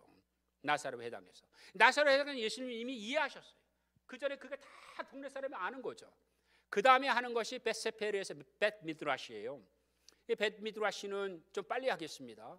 이 중에 우등생들만을 뽑아서 교육을 시킵니다. 완벽하게 하는 사람들. 그리고 난 다음에 이때는 커뮤니티에서 이 소수의 학생들을 가르치게 한 랍비를 고용합니다. 그리고 이렇게 함으로 말미암아 그 타운에서 이렇게 하면서 선지자서와 그 다음 역사서를 배워요. 그리고 이때부터는 뭐냐면 이 구전 토라를 해석하는 방법. 그러니까 실제로 우리가 다 해야 되잖아요. 삶 가운데. 이게 어마어마한 훈련이죠. 그래서 헌법이 있고 그 다음에 국회에서 만든 여러 가지 법들이 있어서 그 상위법에 따라 하위법을 만드는 것처럼 성경이 상위법이라면 상위법을 근간으로 해서 우리 삶 가운데 24시간 해야 될 해석들을 할 수 있게 되는 겁니다. 그리고 이것을 또 암송하고 그 다음에 이제 특별히 사도 사울이 이런 과정을 다 거치고 난 너무 뛰어난 거예요. 그래서 그 로마 제국의 최고의 예수님 동시대 예수님과 동갑내기예요. 그 사람이 가말리엘이에요. 그래서 바울이라는 사울이 예루살렘까지 가말리엘 문화에 배운 겁니다. 그러니까 이렇게 특별한 랍비에게 가서 배워요. 그래서 이 사람들이 탈무드에는 아히바 같은 사람들이에요. 근데 아히바하고 가말리엘이 친구 사이예요. 그래서 이 사람들이 산헤드린 의장을 번갈아 가면서 했어요. 자, 이 얼마나 놀라운 말씀인지 몰라요. 그래서 제자의 도, 탈미딤이라고 하는 단어는 여기 보면은 이제 그 벳미드라시에서 아주 탁월한 학생들을 뽑아가지고 이제 아주 저명한 랍비를 통해서 그들의 집에서 머물면서 자기 고향을 떠나가지고 그들의 집에서 배우면서 이제 가장 오랫동안 함께 동고동숙하면서 배우는 겁니다. 요걸 한 분이 예수님이 3년 반 동안 같이 먹고 자면서 12명의 특별 교육을 시킨 거예요. 어마어마한 교육이죠. 근데 70명도 아마 따라왔을 거라고 생각이 돼요. 그렇지만 12명에는 심화 교육을 시킨 거죠. 오늘날 말로 하면은 영재 교육을 시킨 겁니다. 그래서 예수님께서는 이 제자가 되는 것이 랍비처럼 되는 것이다. 그렇게 가르친 거예요. 제자의 도가 너희가 나처럼 되는 것이다. 예수님은 Christ likeness라고 합니다. 그리스도를 닮아가는 거다. 그게 제자도예요. 그래서 제자들은 어떻게 되죠? 그 랍비가 하는 방식에 대해서 자기가 열정적으로 개발을 해야 돼요. 따라갈 뿐만 아니라. 그러니까 이런 것들이 어떻게 나오냐면 마가라고 하는 사람이 알렉산드리아 가서 독자적으로 선교를 하는데 그것이 알렉산드리아 복음화가 됩니다. 도마 같은 사람이 인도까지 가죠. 근데 지금의 역사에서는 신라까지 왔다는 기록들이 나와 있다고 해요. 이런 것들을 보면은 정말 한 사람 한 사람의 특화 교육을 한 거예요. 그래서 12명의 사도가 다 달라요. 그래서 사도 후기 역사 연구를 해보면 정말 예수님은 이 교육을 너무나 잘 하셨다라고 하는 것을 우리가 알 수가 있습니다. 그리고 랍비와 제자의 관계가 형성이 됨으로 말미암아 깊은 긴밀한 관계를 유지하게 되는 겁니다. 비밀이 없어지죠. 그래서 이것을 우리가 개인 교습 방법이다 이렇게 얘기를 하는 겁니다. 그리고 랍비에게 이 랍비가 뭐냐면은 이제 성경을 이해하고 가르치고 함께 살아가면서 그의 제자들은 어떤 것을 하냐면은 그 랍비의 모든 것을 따라가는 사람이 될 수 명성이 나오기 시작하죠. 그리고 결과적으로 어떻게 되죠? 그 랍비의 삶의 스타일까지도 그대로 나타나야 되는 것을 우리가 탈미딤이다 이렇게 표현을 해요. 자, 그러면 예수님이 제자라고 하는 구절은 성경에 수도 없이 나옵니다. 근데 이게 새롭게 다가와야 돼요. 예수님이 그의 제자들과 함께 랍비라고 칭호를 받으신 누가복음 7장 40절이라든지 예수님이 그러한 로이어, 법전을 잘하는 그러한 사람들, 이 율법사들이라고 말하는 사람들, 이 사람들과 토론할 때 그들이 부끄러움을 당할 정도로 예수님이 저명한 랍비셨고 예수님께서는 그럼에도 불구하고 유대인의 랍비들이 타운에서 존경을 받고 가르치는 선생님이었던 것처럼 일반 평범한 사람들에게도 쉬운 비유를 말씀하셨다는 거죠. 알아들을 수 있게끔. 그 비유들을 제자들은 특별하게 설명해 주시지만 또 그리고 예수님께서는 부자의 비유라든지 또 예수님께서는 그 부자에게 말씀한 거, 그 다음에 바리새인들에게 사두개인들에게 이렇게 하셨을 때 랍비라 칭호를 받으셨습니다. 그래서 제자의 도는 히브리 말로 탈미딤이지만 예수님이 말씀하셨던 탈미딤의 핵심이 뭐냐면 우선은 내가 주님이 주신 10계명을 다 지켰느냐. 부자 청년에게 물었어요. 나 다 지켰습니다. 그러면 더 뛰어난 걸 주시죠. 너의 재산을 다 팔고 이제 나를 쫓으라. 팔로우. 그게 랍비의 제자도의 첫 번째. 그러면 네가 다 지켰으면 팔로우 해라. 그러면 내가 너를 제자를 삼겠다는 거죠. 이게 아주 그게 이해가 되어지는 구조죠. 근데 그 부자 청년이 재산이 많음으로 심히 근심하며 돌아갔더라. 여러분, 그리고 예수님께서는 제자들을 또 부르셔서 제자를 만들지만 또 이게 성경에 보면은 어떤 특별한 사람들을 또 부르기도 합니다. 12제자 외에도. 여러분들이 나다나엘을 보시면 아시겠지만 내가 너 무화과 나무 시대 봤다 하면서 또 부르시잖아요. 또 여러분들 보시면 아리마대 요셉도 기억나실 겁니다. 여러분들 보면은 바디메오도 보시면 예수님을 쫓았잖아요. 팔로우 했잖아요. 그러니까 이들이 어떻게 제자까지 됐는지 모르지만 분명한 것은 예수님을 따라다니기 시작했다는 거예요. 자, 그리고 또 그들은 뭐냐면 예수님과 같이 되기를 노력했고, 그 다음에 예수님께서는 이들에게 확인해 주는 것이 나를 따르라, follow me. 그래서 여러분들이 하나님 앞에서 그리스도의 제자가 돼서 따라가고 제자가 되는 과정은 놀라운 특권이 아닐 수가 없을 것입니다. 그래서 여기서 제일 중요한 것 중에 하나는 뭐냐면은 이 랍비가 먼저 제자에게 확신을 가지지 않으면은 부르지 않는다는 거예요. 그 12명도 그렇고 예수님이 부르셨을 때만. 그러면 오늘 여러분들이 어떻게 예수님께 부르심을 받습니까? 오늘 저는 여러분들이 이렇게 말하고 싶습니다. 부르심을 안 받은 사람이 없다. 특히 오늘 1부, 2부 예배도 많이 나오셨지만 여기 나온 분들 보면 이분들은 대단한 분이다라고 제가 확신을 안 할 수가 없어요. 그리고 앉아있기도 얼마나 고통스럽겠어요. 빨리 끝냈으면 좋겠다라고 지금 얼굴에 써 있는데, 근데 그래도 고맙습니다. 여러분들이 이 말씀 가운데 나도 주 예수님의 참 제자가 되기를 원한다는 소원이 있다는 것만으로도 저는 제가 여기에 서게 된 큰 보람이 있는 줄 믿습니다. 자, 그리고 이제 마치려고 합니다. 예수님께서 항상 그들과 함께 하시고 그들이 따라가고 예수님이 가르침을 받고 예수님 했을 때 이제 예수님이 승천하시기 전에 내가 너에게 모든 것을 다 가르쳐 지키게 행하라 라고 말씀하시면서 마지막을 주셔요. 내가 어토리티를 주겠다. 그러니까 하늘과 땅의 모든 권세를 내게 주셨으니. 그러니까 그 랍비의 원어의 의미는 뭐냐면 one who has authority예요. 근데 예수님이 하늘로부터 그 어토리티를 받았죠. 그리고 제자들에게 주요. 그래서 우리가 Great Commission이라는 게 이것을 위임한다는 거예요. 맡긴다는 거예요. 예수님이 승천하시기 전에 The authority in heaven and earth has given unto me. Therefore make disciples of the people. 어떤 사람들이 세상으로 나가서 사람들을 제자를 삼는데 In the name of the Father and of the Son and of the Holy Spirit. 아버지와 아들과 성령의 이름으로 세례를 주고 그 다음에 중요해. Teach them what I have commanded. 그러니까 제자 예수님의 모든 것은 what I have commanded. 해야 될 일들, 지구의 복음화를 위해서 해야 될 일들을 너희가 행하라. 볼지어다 내가 세상 끝날까지 너희와 함께. 이 제자도의 완성입니다. Great Commission. 그런데 오늘날 많은 그리스도인들이 Great Omission을 합니다. 오미션이 빠뜨린다는 뜻이잖아요. 근데 뭔가 빠져 있어. 근데 제가 볼 때 제일 많이 빠져 있는 건 뭐냐면은 예수님이 하늘과 땅의 권세를 내게 주셨으니 하고 그것을 우리에게 위험해 준데 예수님을 따라가겠다는 제자는 되는데 권세가 없어. 아마 이게 제일 큰 문제인 것 같아요. 그러니까 능력이 있어야 되는데 제자의 삶에는 그 예수님의 제자에 따른 능력들이 있어요. 귀신을 쫓아내고 병든 자를 고치며 그 다음에 하나님 나라가 임하였다고 말하고 이런 하나님의 나라의 승리가 있어요. 이 부분이 약한 것 같아요. 어떤 이들은 뭐냐면은 아버지와 아들과 성령의 이름으로 세례를 주는 건 빼먹어. 이건 목사님들만 하는 것이야. 근데 성경에 그런 거 아니거든요. 제도화가 되면서 일어난 일들이에요.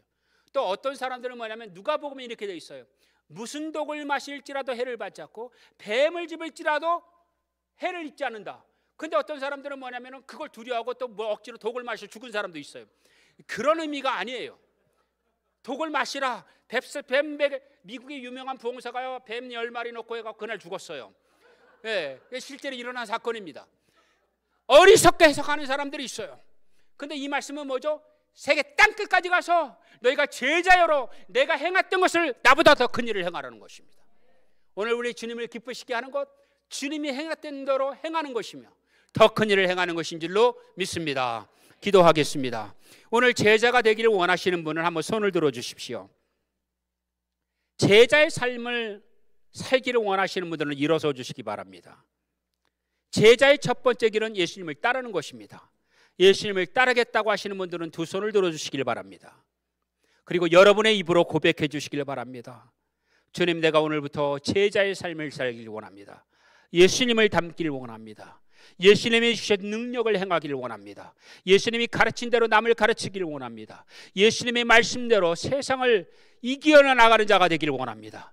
주여 나를 사용하여 주옵소서. 우리 한번 주여 삼창하며 기도하겠습니다. 주여 주여 주여. 할렐루야. 사랑의 하나님 감사합니다. 우리 하트포드 제일장로교회를 통해서 그리스도의 제자가 넘쳐나기를 원합니다. 세상을 이기고 주의 복음을 증거하며 참된 제자의 삶을 살아가는 놀라운 하나님의 용사들이 일어나기를 원합니다. 주여 우리를 사용하여 주시고 가정에서 자녀들에게 그리고 형제들에게 그리고 우리 공동체에 그리고 우리가 섬기는 사람들에게 그리스도의 나라를 맡은 자로 승리하는 제자가 되게 허락하여 주옵소서.